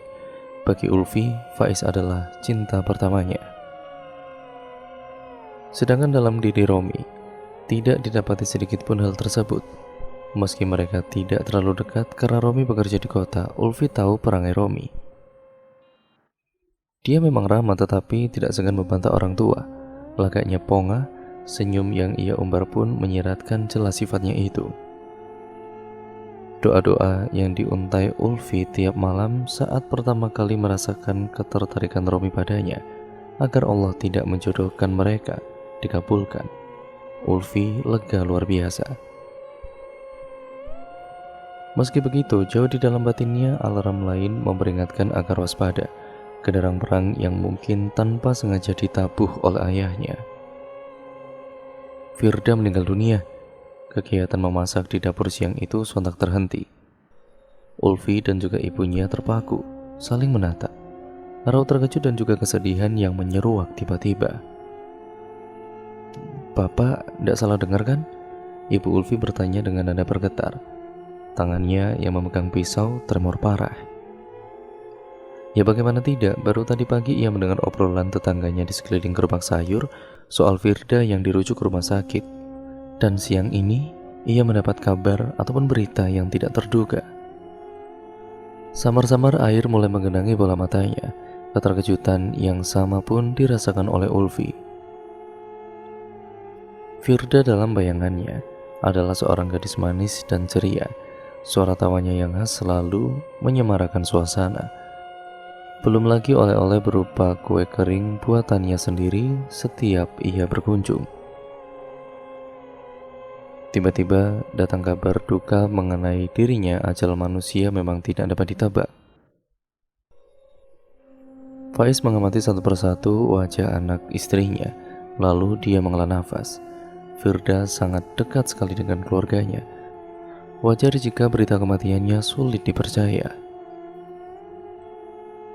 Sholat jenazahnya sebentar lagi. Kalian bersiap-siap untuk berbelasungkawa ya. Ibu Firda pasti sangat terpukul dengan meninggalnya putri satu-satunya itu. Masih dengan sorot wajah tidak percaya, Ulfi dan ibunya mengangguk perlahan. "Pak, menurut Bapak, apa benar Firda itu kena santet?" Malam itu belum begitu larut, si bungsu baru saja terlelap. Faiz dan istrinya berbincang-bincang seperti biasa. "Hus, bagaimana bisa kamu bilang seperti itu? Umur orang kan gak ada yang tahu. Cuma Allah yang berhak merenggut dan juga melepas nyawa manusia." Faiz menggeleng-gelengkan kepala. Tangannya sibuk membolak-balikan kertas ulang tahun muridnya. Tak habis pikir, dari mana sang istri menyimpulkan pemikiran itu. Terdengar dengusan napas pelan. "Ibu dengar dari tetangga, Pak. Tadi pagi mereka bilang Firda mendadak sakit, padahal sebelumnya baik-baik saja. Segar bugar dia, tubuhnya tiba-tiba pentol-pentol bernanah, Pak. Ya, ibu setengah percaya tidak percaya." Faiz meletakkan lembaran kertas itu di pangkuannya, menatap sang istri yang balas memandang dengan sirat penasaran. "Sudahlah Bu, sejak kapan sih kamu suka dengar gosip-gosip seperti itu? Ya mungkin memang manusia bisa berusaha mencelakakan orang lain. Salah satunya ya dengan santet itu. Tapi ya balik lagi, jika Allah tidak berkehendak, ya nggak akan jadi. Santet dan juga semacamnya itu hanya perantara, bisa berhasil bisa gagal. Sepenuhnya Allah yang tentukan, Bu." Ibu Ulfi mengangguk mengiyakan. Ucapan suaminya selalu menyejukkan hati. Lelaki 10 tahun lebih tua darinya itu memandang segala sesuatu dengan berpikiran positif. "Ya sudah, istirahat sana." Baru saja sang istri hendak memejamkan mata, terdengar teriakan memekakan telinga. Urung sudah lelah dan juga kantuk yang sempat menyergap. Ibu Ulfi bangkit dari pembaringan sementara suaminya sudah menghilang ke kamar putrinya. Mungkin Ulfi lupa mengunci pintu. Faiz masuk ke kamar itu, menyalakan lampu dan juga mendapati sang anak meringkuk ketakutan di sudut ranjang. Bunyi giginya bergemurutuk bak orang kedinginan. Pandangannya tidak fokus saat Faiz meraba dahinya panas menguar. Ibu Ulfi menyusul tidak lama kemudian. "Ada apa, Pak?" Faiz tidak menjawab. Tatapan matanya jatuh ke tangan Ulfi. Kulitnya tampak melepuh menggelembung. Hujan deras mengguyur sejak dini hari. Mata gadis di usia 20-an itu mengerja beberapa kali, memandangi tetesan air yang jatuh menimpa pagar kecil pembatas terasnya. Mendung di langit menggelapkan pagi yang seharusnya sudah terang benderang. Ada mendung lain di mata gadis yang duduk di kursi ruang tamu itu. Tatapannya beralih dari jendela, menyapu tangannya sendiri. Ulfi meringis. Saat tanpa sengaja ujung lengan baju menyentuh kulit, matanya berkabut. Ia ingin menangis keras, ingin ia merutuk, tetapi tidak bisa. Bukan karena akan dimarahi sang ayah, melainkan satu puing kesabarannya menolak untuk menyerah. Kulit lengannya yang tidak putih mulus, tetapi tidak juga berwarna sawo matang, kini tidak tampak normal seperti biasa. Hampir setiap inci mulai dari pergelangan tangan hingga siku bermunculan pentol-pentol dengan gelembung air yang semakin lama terlihat makin melepuh. Perih, panas dan juga gatal. Ulfi tersiksa apalagi bila malam tiba. Rasa nyeri yang menjalari tubuh membuatnya terisak kesakitan. Sudah hampir sebulan berlalu. Ayah dan juga ibunya tidak lelah mengobatkan kemana-mana, mulai dari pengobatan umum, tradisional, hingga dokter spesialis kulit.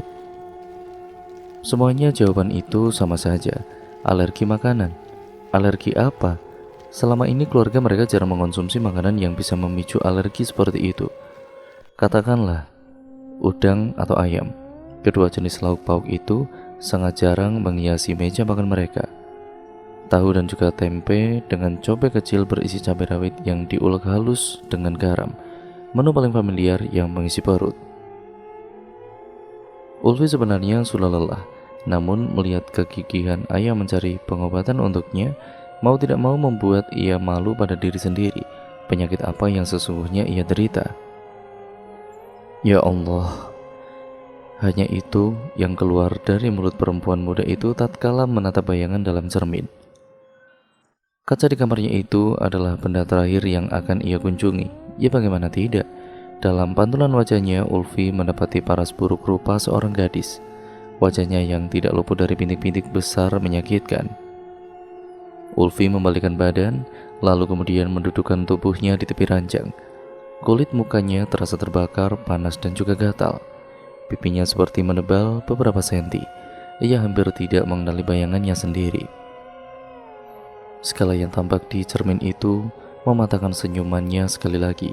Anak gadis mana yang tidak sedih melihat dirinya sendiri dalam kondisi yang paling buruk, yang tidak pernah terlintas dalam benaknya sedikit pun.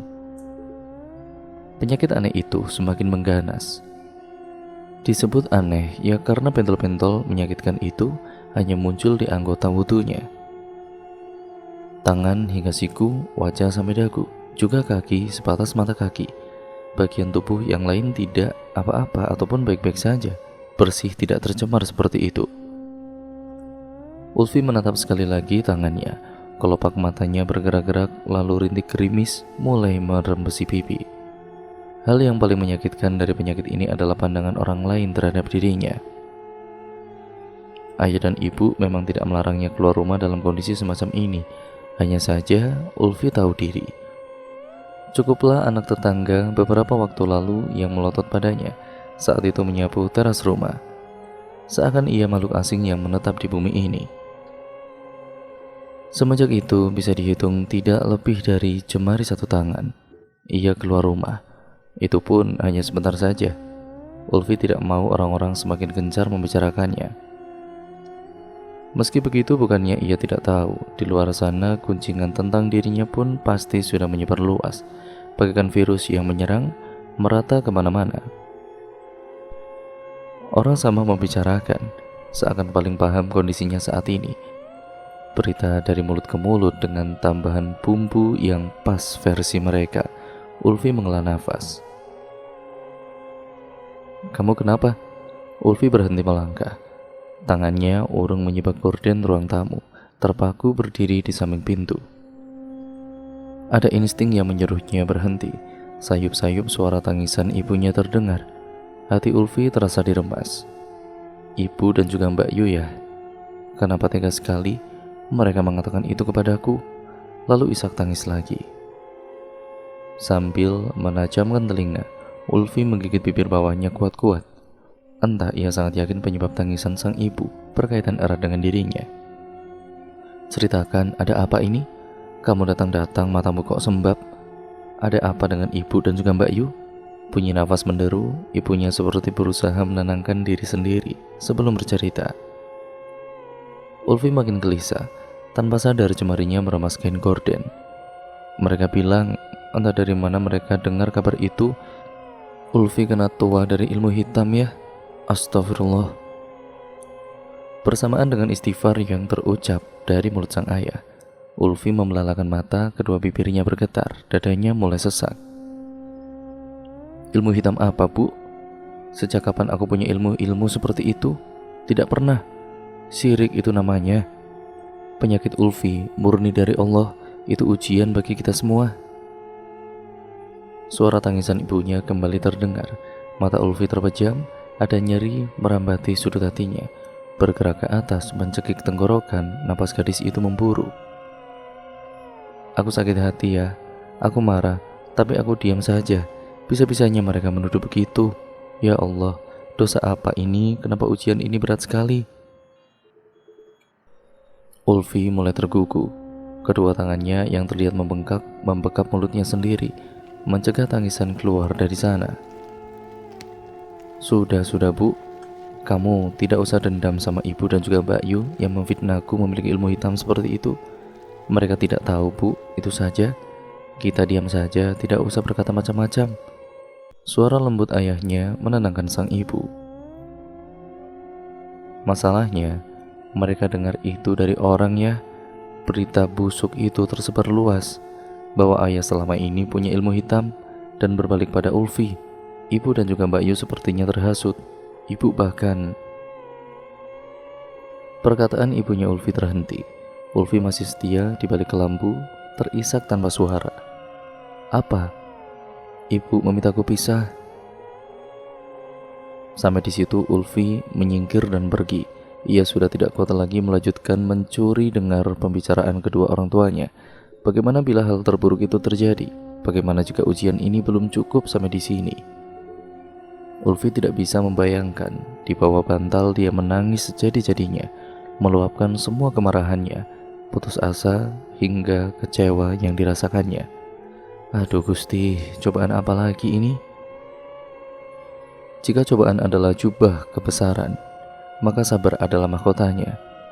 Ujian hanya akan terasa berat, terlalu menyiksa bagi mereka yang meninggalkan dahan ikhlas dan tabah dalam hatinya.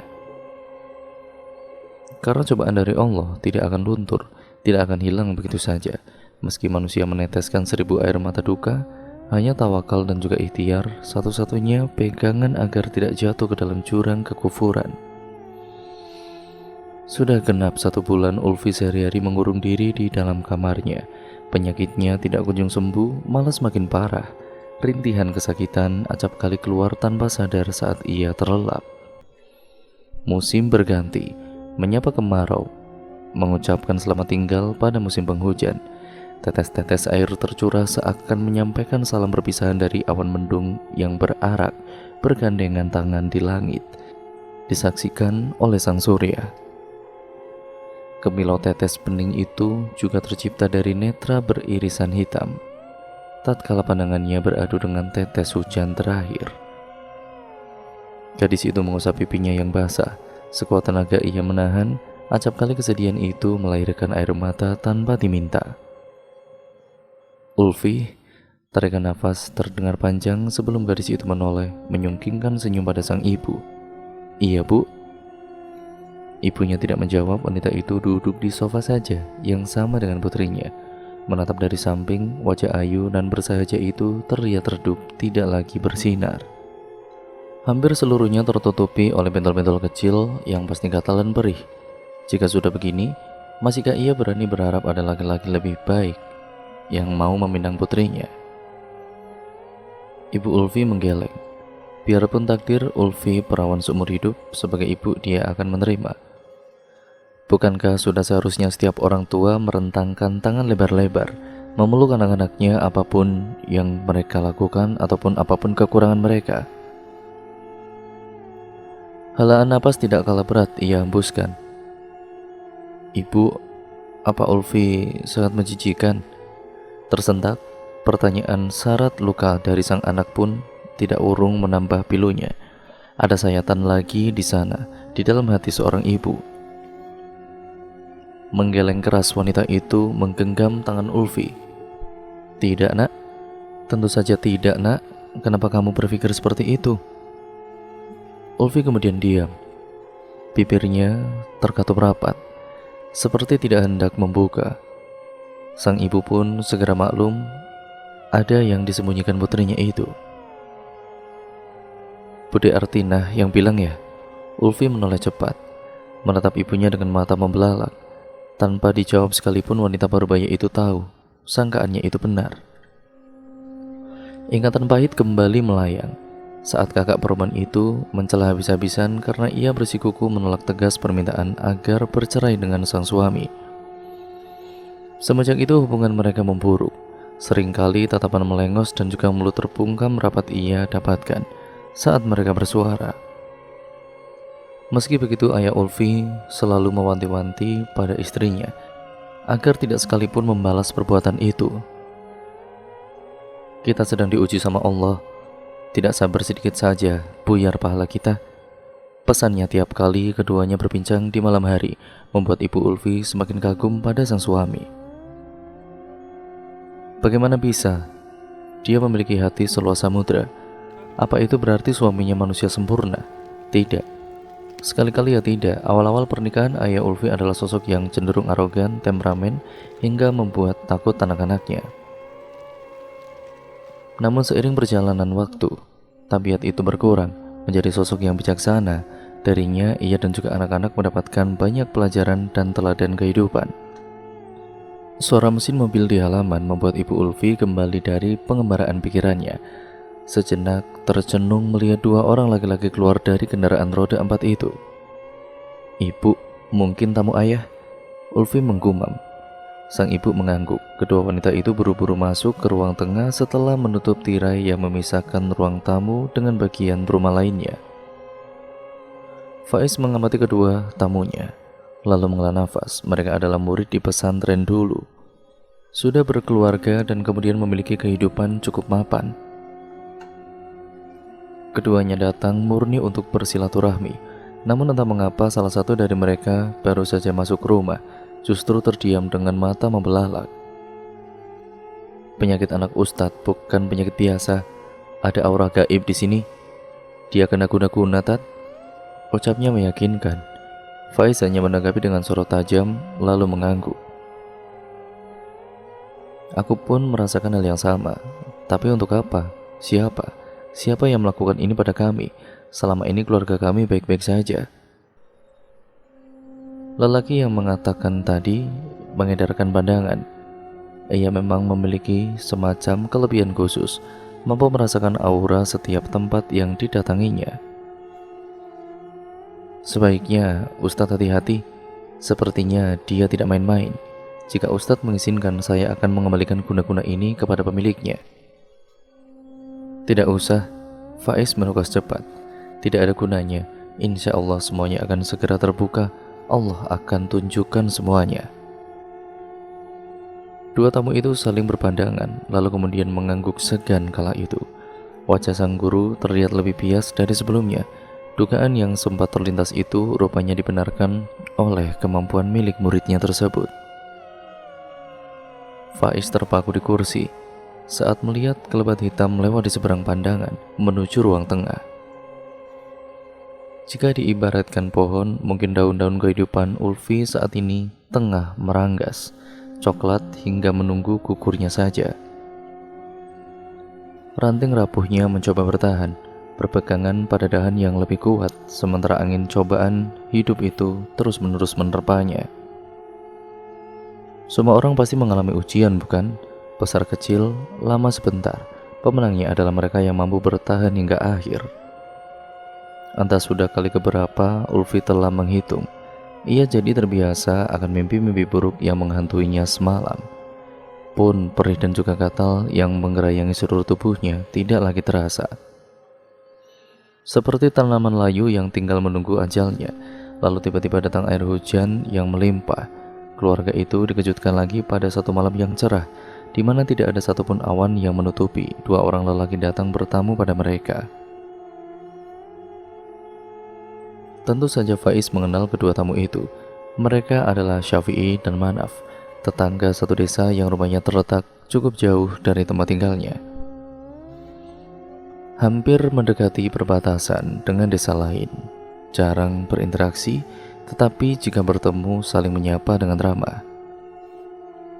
Bukan itu saja, kejutan sesungguhnya adalah yang terlontar dari mulut salah satu dari mereka. Kami mendengar putri bapak terkena guna-guna, dan kami datang ke sini barangkali bisa membantu.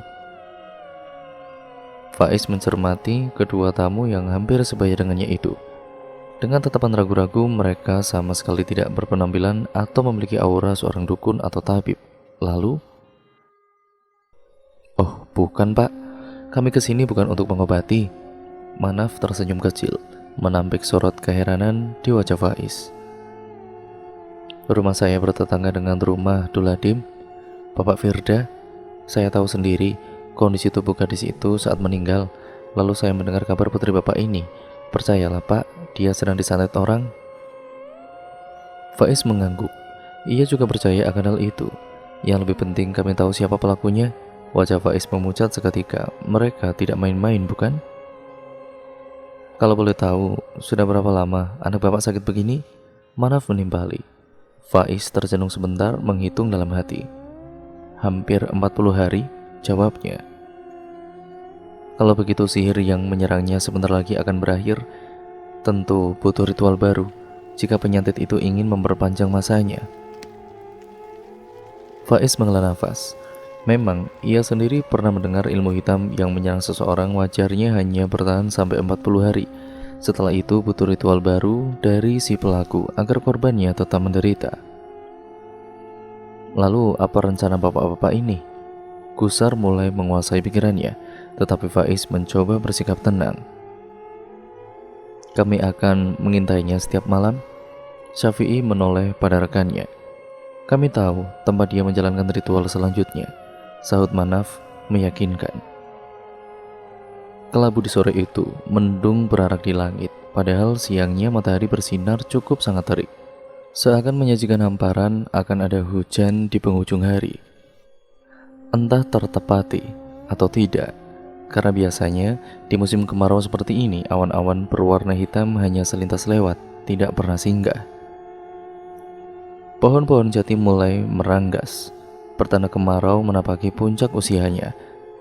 Pagi dingin menggigit tulang, disambut panas memanggang punggung petani saat siang merekah. Di mana-mana orang-orang sama membicarakan persediaan air yang mulai menipis. Perbincangan dua orang di saung sawah itu menarik perhatian seekor burung kecil mendekat, lalu hinggap di pojok ranting pohon terdekat. Terdengar pembicaraan serius, tampak dari raut muka keduanya. "Kau sungguh-sungguh, Nap." Laki-laki parubaya yang mengenakan kaos biru kusam dengan celana pendek selutut menyuarakan rasa penasarannya, masih dengan suara pelan. Manaf yang dikarenakan lidah penduduk desa berubah menjadi mangap dan juga mengangguk. "Serius aku, Kang? Mana mungkin aku berbohong?" Lelaki pertama tadi tampak memicingkan pandangan. Selayang ingatan berputar-putar dalam benaknya. "Benar nanti malam?" tanyanya sekali lagi, memastikan. Manaf mengangguk. "Aku dengar sendiri, tadi pas berangkat ke sawah, Kang. Sumpah, telingaku masih normal. Kalau tidak percaya, Kang Syafi'i datang saja nanti malam." Syafi'i lelaki lebih tua mengangguk. Jadi nanti malam usaha kita mengawasi mereka beberapa hari ini nggak akan sia-sia. Manaf mengiyakan. Kalau perlu, kita bawa RT dan juga perangkat desa. Tidak usah, Syafi'i menyela cepat. Kita lihat dulu, salah-salah kita yang dituduh memfitnah. Baik Kang. Obrolan itu terhenti, keduanya dengan memanggul cangkul, pulang ke rumah masing-masing. Langkah kaki lambat-lambat seakan-akan menegaskan pikiran mereka dipenuhi kecamuk menegangkan. Malam baru saja menapaki usianya saat samar-samar dua bayangan tubuh manusia mengendap-endap di balik kegelapan. Dan itu ketara benar agar tidak diketahui oleh orang lain. Rembulan tersisa separuh di langit pekat. Dua sosok lainnya mengikuti pergerakan sepasang sosok pertama. Di antara rimbunnya batang-batang bambu, terdengar aliran deras air sungai yang menjadi sumber penghidupan sawah petani. Ada salah satu bagian sungai itu yang alirannya membentuk kolam dengan batu-batu cadas mengelilinginya. Tempat inilah yang dikeramatkan banyak penduduk desa. Meski kini seiring generasi berganti, mitos itu pun memudar. Orang-orang biasa pun menyebutnya Kali Gedung. Dulu konon kabarnya ada gedung atau bangunan di sana. Entah bangunan secara harfiah atau justru tidak kasat mata. Mitos yang beredar di kalangan warga Kali Gedung dijaga oleh makhluk setengah monyet setengah ikan. Kembali pada manusia yang berjalan mengendap-endap tadi. Salah satu dari dua sosok pertama begitu mendapati Kali Gedung terhampar di depan mata, dengan antusias meletakkan barang bawaannya di sana. Sementara itu, satu yang lain lebih terlihat waspada. Tampak sekali dari gestur tubuhnya, ia sangat cemas. Mbak yakin kita akan mengadakan ritual di sini? Bisiknya pelan. Lelaki yang lebih tua mengangguk. Ya tentu saja, ritual di sini lebih terjamin berhasil, lebih kuat daripada santet yang kita kirim dulu. Pria kedua menelan ludah. Angger sekali di sini, Mbah. Mbak Puji tidak takut ketemu Kolomonggo. Suara tawa terbahak-bahak menggema. Mbah Puji menepuk bahu pria di sampingnya. Justru itu, Haris. Kita akan bersekutu dengan Kolomonggo. Haris membelalakan mata. Maksud Mbah, kita akan memanggil dia. Tawa Mbah Puji bertukar kekehan. Ndak usah takut, dia akan menuruti keinginan kita, asal tumbal yang kita berikan sesuai keinginannya. Haris hanya bisa mengangguk pasrah. Lelaki tua itu tampak sekali tidak terusik suasana anggar di sekelilingnya. Ia dengan santai membuka baju hitam yang dikenakannya. Tidak lama kemudian, Haris menyusul. Sementara itu, di balik rimbunan bambu, dua laki-laki yang lain yang membututi mereka sejak keluar rumah terbelalak tidak percaya. Siapa lagi kalau bukan Syafi'i dan Manaf yang telah merencanakan pengintaian itu sejak lama. Menurutmu mereka mau ngapain, Nap? Syafi'i berusaha mengecilkan volume suaranya semaksimal mungkin. Manaf menggeleng. Baru kali ini ia menyaksikan langsung ritual gaib. Ada kentar yang menyelusup dirinya. Ya ndak tahulah, Kang. Apa menurutmu kita tetap intip mereka? Syafi'i menoleh mengernyit heran pada kawannya. Meski kegelapan di sekitarnya itu menyembunyikan ekspresinya itu. Ya mestilah, gimana sih kamu? Wong kamu yang ngajakin kesini kok sekarang jadi takut begini? Manaf menggeleng samar. Bukan takut gimana, Kang? Yang kita intip sekarang bukan main-main. Gimana kalau kita ketahuan?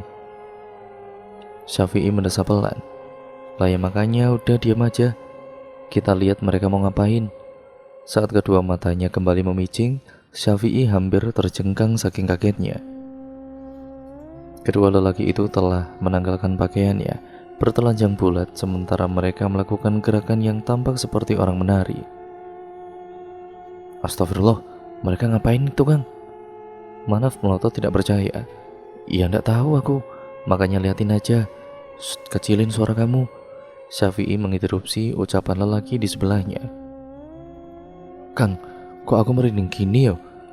Manaf mengusap tengkuknya yang terasa berat. Syafi'i tanpa sadar menahan napas. Manaf benar. Udara di sekitarnya menjadi lebih dingin dari yang sebelumnya. Kang, jangan main-main toh. Ngapain sih pegang pundaku segala? Syafi'i menoleh cepat pada kawan di sebelahnya. Manaf terus saja menggerakkan bahu seperti ada yang memberatinya. Perasaan tidak nyaman mulai menyelimuti. Ia beralih pada dua sosok yang kini mulai merasuki sungai tersebut. Mereka entah melakukan apa, Syafi'i hanya bisa menatap ngeri. Firasatnya mengatakan ada sesuatu yang salah. Dia menoleh sekali lagi, raut wajah Manaf terlihat hampa. "Naf, menurutmu apa perlu kita panggil bantuan?" Tidak ada jawaban. Manaf masih terdiam. Kedoran firasat buruk mulai meneror Syafi'i. Dengan gugup ia berkata sekali lagi pada lelaki di sampingnya, "Kau tunggu di sini sebentar. Aku kembali lagi." Tetap tidak ada jawaban. Manaf hanya terdiam. Buru-buru masih dengan gerakan perlahan Syafi'i meninggalkan tempat itu. Sesuatu yang buruk telah terjadi, baik di bawah sana ataupun pada Manaf. Ia harus meminta bantuan. Pak Faiz, Pak." Ibu Ulfi memandang heran, sama seperti suaminya. "Siapa malam-malam gini ke rumah kita?" gumamnya. "Buka pintunya, Bu, sepertinya itu penting." Tergesa-gesa wanita itu berjalan menuju pintu lalu membukanya. Syafi'i, lelaki parubaya itu, dengan napas terengah-engah, raut wajahnya memucat. "Ada apa toh, Kang?" Ibu Ulfi menatap heran. Faiz muncul dari balik tubuh istrinya. "Pak Syafi'i, ada apa, Pak?" Syafi'i tampak mengatur nafas. Sejurus kemudian barulah ia menguasai dirinya. Ayo ikut saya, Pak. Ini buruk, Pak, buruk sekali." Faiz berpandangan dengan istrinya, lalu ia mengangguk. "Bu, jaga rumah dan juga anak-anak ya, Bu. Aku pergi dulu." Wanita itu hanya bisa mengiyakan. Ia menatap kepergian suaminya bersama Syafi'i dengan tatapan cemas.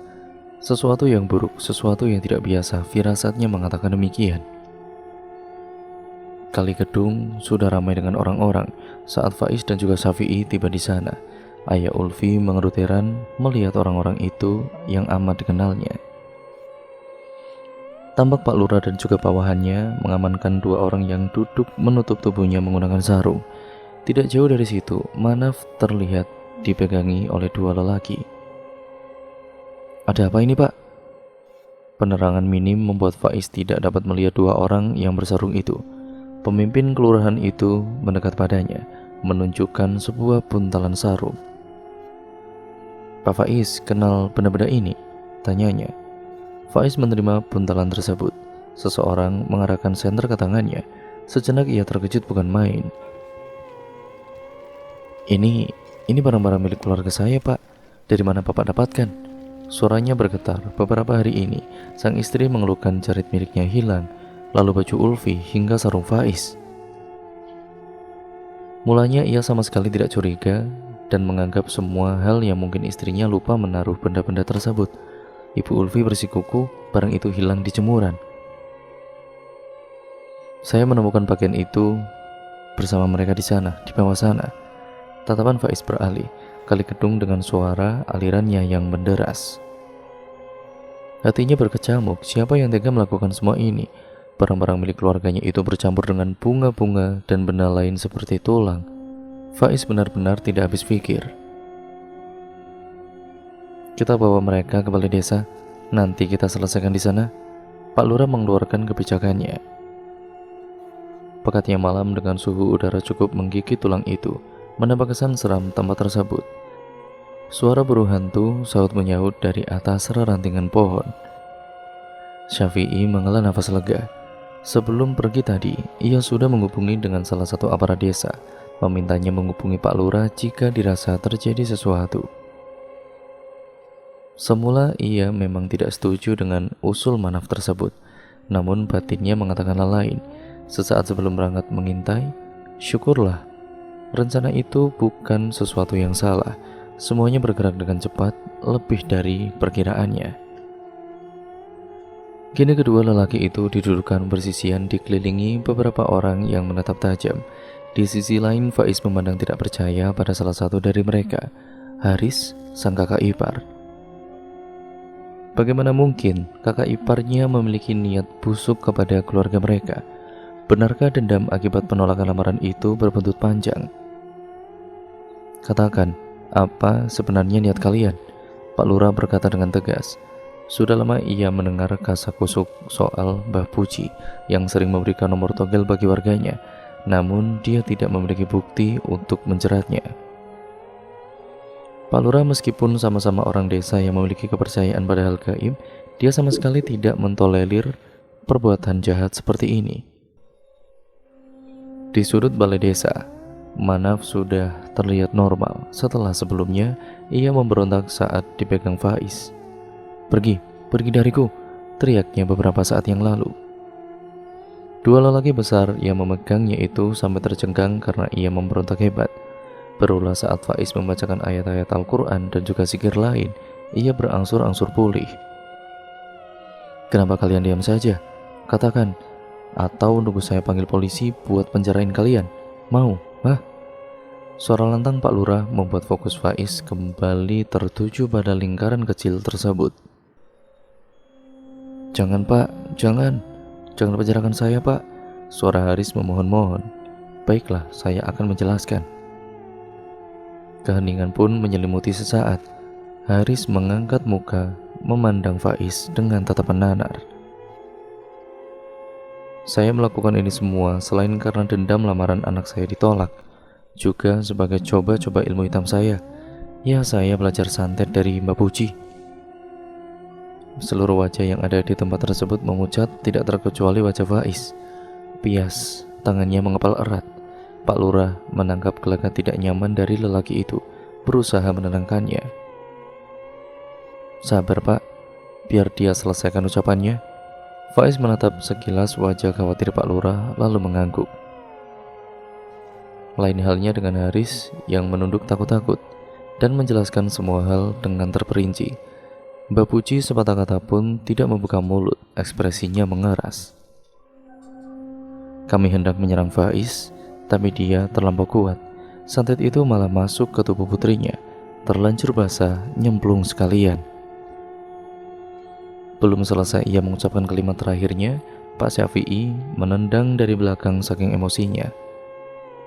Sabar, kita jangan main hakim sendiri seperti ini. Saya minta keluarga kedua orang ini datang ke sini sekarang juga. Nada tegas dari Pak Lurah diikuti dengan patuh oleh dua lelaki di sana untuk menjemput keluarga mereka. Sedangkan Faiz laki-laki itu terduduk dengan wajah lesu, kedua tangannya menutup muka. Marah, kecewa, juga sedih luar biasa. Tidak bisa ia singkirkan begitu saja. Pria mana yang terima keluarganya diusik, orang-orang tidak bertanggung jawab. Ia menghembus napas kasar. Tidak seberapa lama kemudian, beberapa orang lebih banyak dari yang seharusnya memadati balai desa tersebut. Penangkapan dua orang itu rupanya sudah menyebar luas. Tidak terkecuali di sana, Ibu Ulfi menghampiri suaminya dengan wajah berderai air mata. Sidang yang dipimpin Pak Lurah berlangsung malam ini juga. Beberapa bahkan terlihat tidak sabar ingin mengejar dua orang dengan kepala tertunduk di depan. Ceritan kesakitan dari arah belakang membuat semua yang hadir di situ menoleh. Faisal, putra bungsu Haris yang hadir di persidangan itu, memaki kesakitan, memegangi lehernya, kepala mendongak, tubuhnya bergetar hebat. Ya Allah nak, kenapa kamu nak? Istri Haris memaki ketakutan. Fokus orang kini tertuju pada si remaja tanggung tersebut. Pecah, suasana mulai tidak kondusif seperti sebelumnya. Faiz merasa ada yang aneh. Ia mengedarkan pandangan dan mendapati Mbak Puji menatap. Lebih tepatnya melotot pada sesuatu tidak kasat mata. Tanpa berpikir panjang lagi, ia mendekati lelaki parubaya itu lantas memegang bahunya. Sontak Mbak Puji berteriak, Lepaskan dasar bodoh, panas. Ia terus menyerukan kata-kata itu berulang-ulang kali, hingga akhirnya Faiz melepaskan cengkraman tangannya. Mbah Puji terbatuk-batuk. Ada apa ini? Pak Lurah berusaha meredam kekacauan. Aneh, Faisal mendadak seperti tersadar. Mulutnya masih mengalirkan darah. Meski begitu, perlahan gerakan tubuhnya mulai terkontrol. Astaga, kau berusaha menyantet anakku, ha? Dasar biadab kau, Mbah. Haris yang berjongkok di sisi anaknya itu murka. Matanya membelalak tidak percaya pada Mbah Puji. Ia bangkit berdiri dan menarik laki-laki parubaya tersebut berusaha mengajarnya, andai tidak dicegah beberapa orang di sekitar mereka. Mbah Puji meringis kesakitan saat Haris mencoba mencekiknya. Biadab kau, biadab. Ia mengembuskan napas memburu saat Haris akhirnya melepaskan cekikannya. Sudah, sekarang kita lanjutkan sidang. Kalian semua setuju mereka diproses secara hukum atau tidak? Pak Lurah berseru di tengah keriuhan para warga. Setuju, jawaban para warga kompak, membuat kaki Haris lemas seketika. Istrinya terisak dalam pelukan. Wanita itu lantas melepaskan pelukan, menyeret kakinya menghampiri Ibu Ulfi yang berdiri tidak jauh dari mereka. Mbak Yu, mohon. Mbak Yu, minta maaf. Mbak Yu dan juga kakangmu memang salah, Dek. Tolong maafkan kami, Dek, tolong. Ia bersimpu di depan kedua ipar yang sudah disakitinya itu. Ibu Ulfi menutup mulutnya dengan kedua tangan. Ia menggeleng sesaat sebelum meminta kakak iparnya berdiri. Jangan bersimpu di depanku, Mbak Yu. Jangan. Aku sudah memaafkanmu. Bagaimanapun Mbak Yu dan juga kakang adalah keluargaku sendiri. Isakan kedua perempuan itu semakin menjadi. Namun seperti apapun kenyataan tidak berubah. Haris dan juga Mbak Puji digelandang ke sel tahanan dan mendekam di sana hingga beberapa lama. 3 tahun berlalu dari peristiwa tersebut. Haris sudah bebas dari penjara dan memutuskan memboyong keluarganya meninggalkan kampung halaman.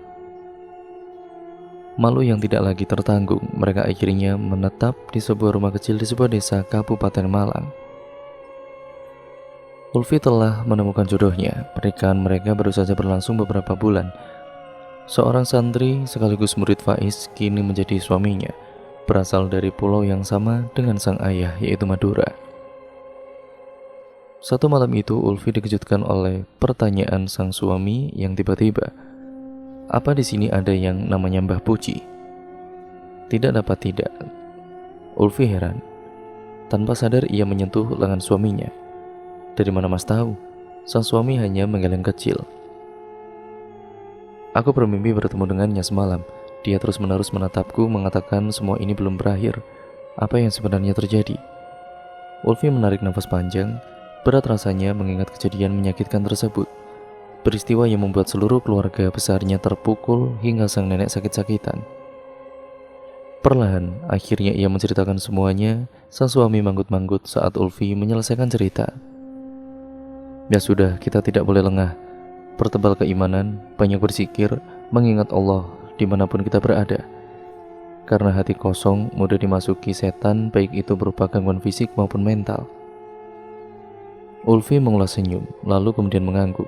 Rumah tangga yang diidam-idamkan sejak lama, membangun sebuah keluarga bersama lelaki impian. Dia selalu percaya, jika sudah saatnya nanti, sang jodoh pun pasti akan tiba. Bukan karena Allah tidak sayang, hanya saja menunggu saat yang tepat, semua akan indah pada waktunya. Allah tidak akan pernah mengingkari janjinya. Dan cerita pun akhirnya selesai sampai di sini ya teman-teman. Terima kasih untuk kalian semua yang sudah menyimak video kali ini dan cerita kali ini. Bagaimana menurut kalian ceritanya? Banyak sekali pembelajaran kan yang terkandung dalam cerita ini. Ya, semoga kalian bisa mengambil hal-hal yang baik dan membuang jauh-jauh hal yang buruknya. Dan jadikan itu sebagai pembelajaran untuk kita semua agar kita menjadi manusia yang jauh lebih baik. Jangan lupa ya teman-teman, like, comment, dan share sebanyak-banyaknya karena itu membantu channel ini berkembang menjadi channel yang jauh lebih baik. Dan jangan lupa pula untuk kalian subscribe channel ini dan nyalakan tombol lonceng notifikasinya agar kalian tidak ketinggalan video terbaru selanjutnya dari channel ini.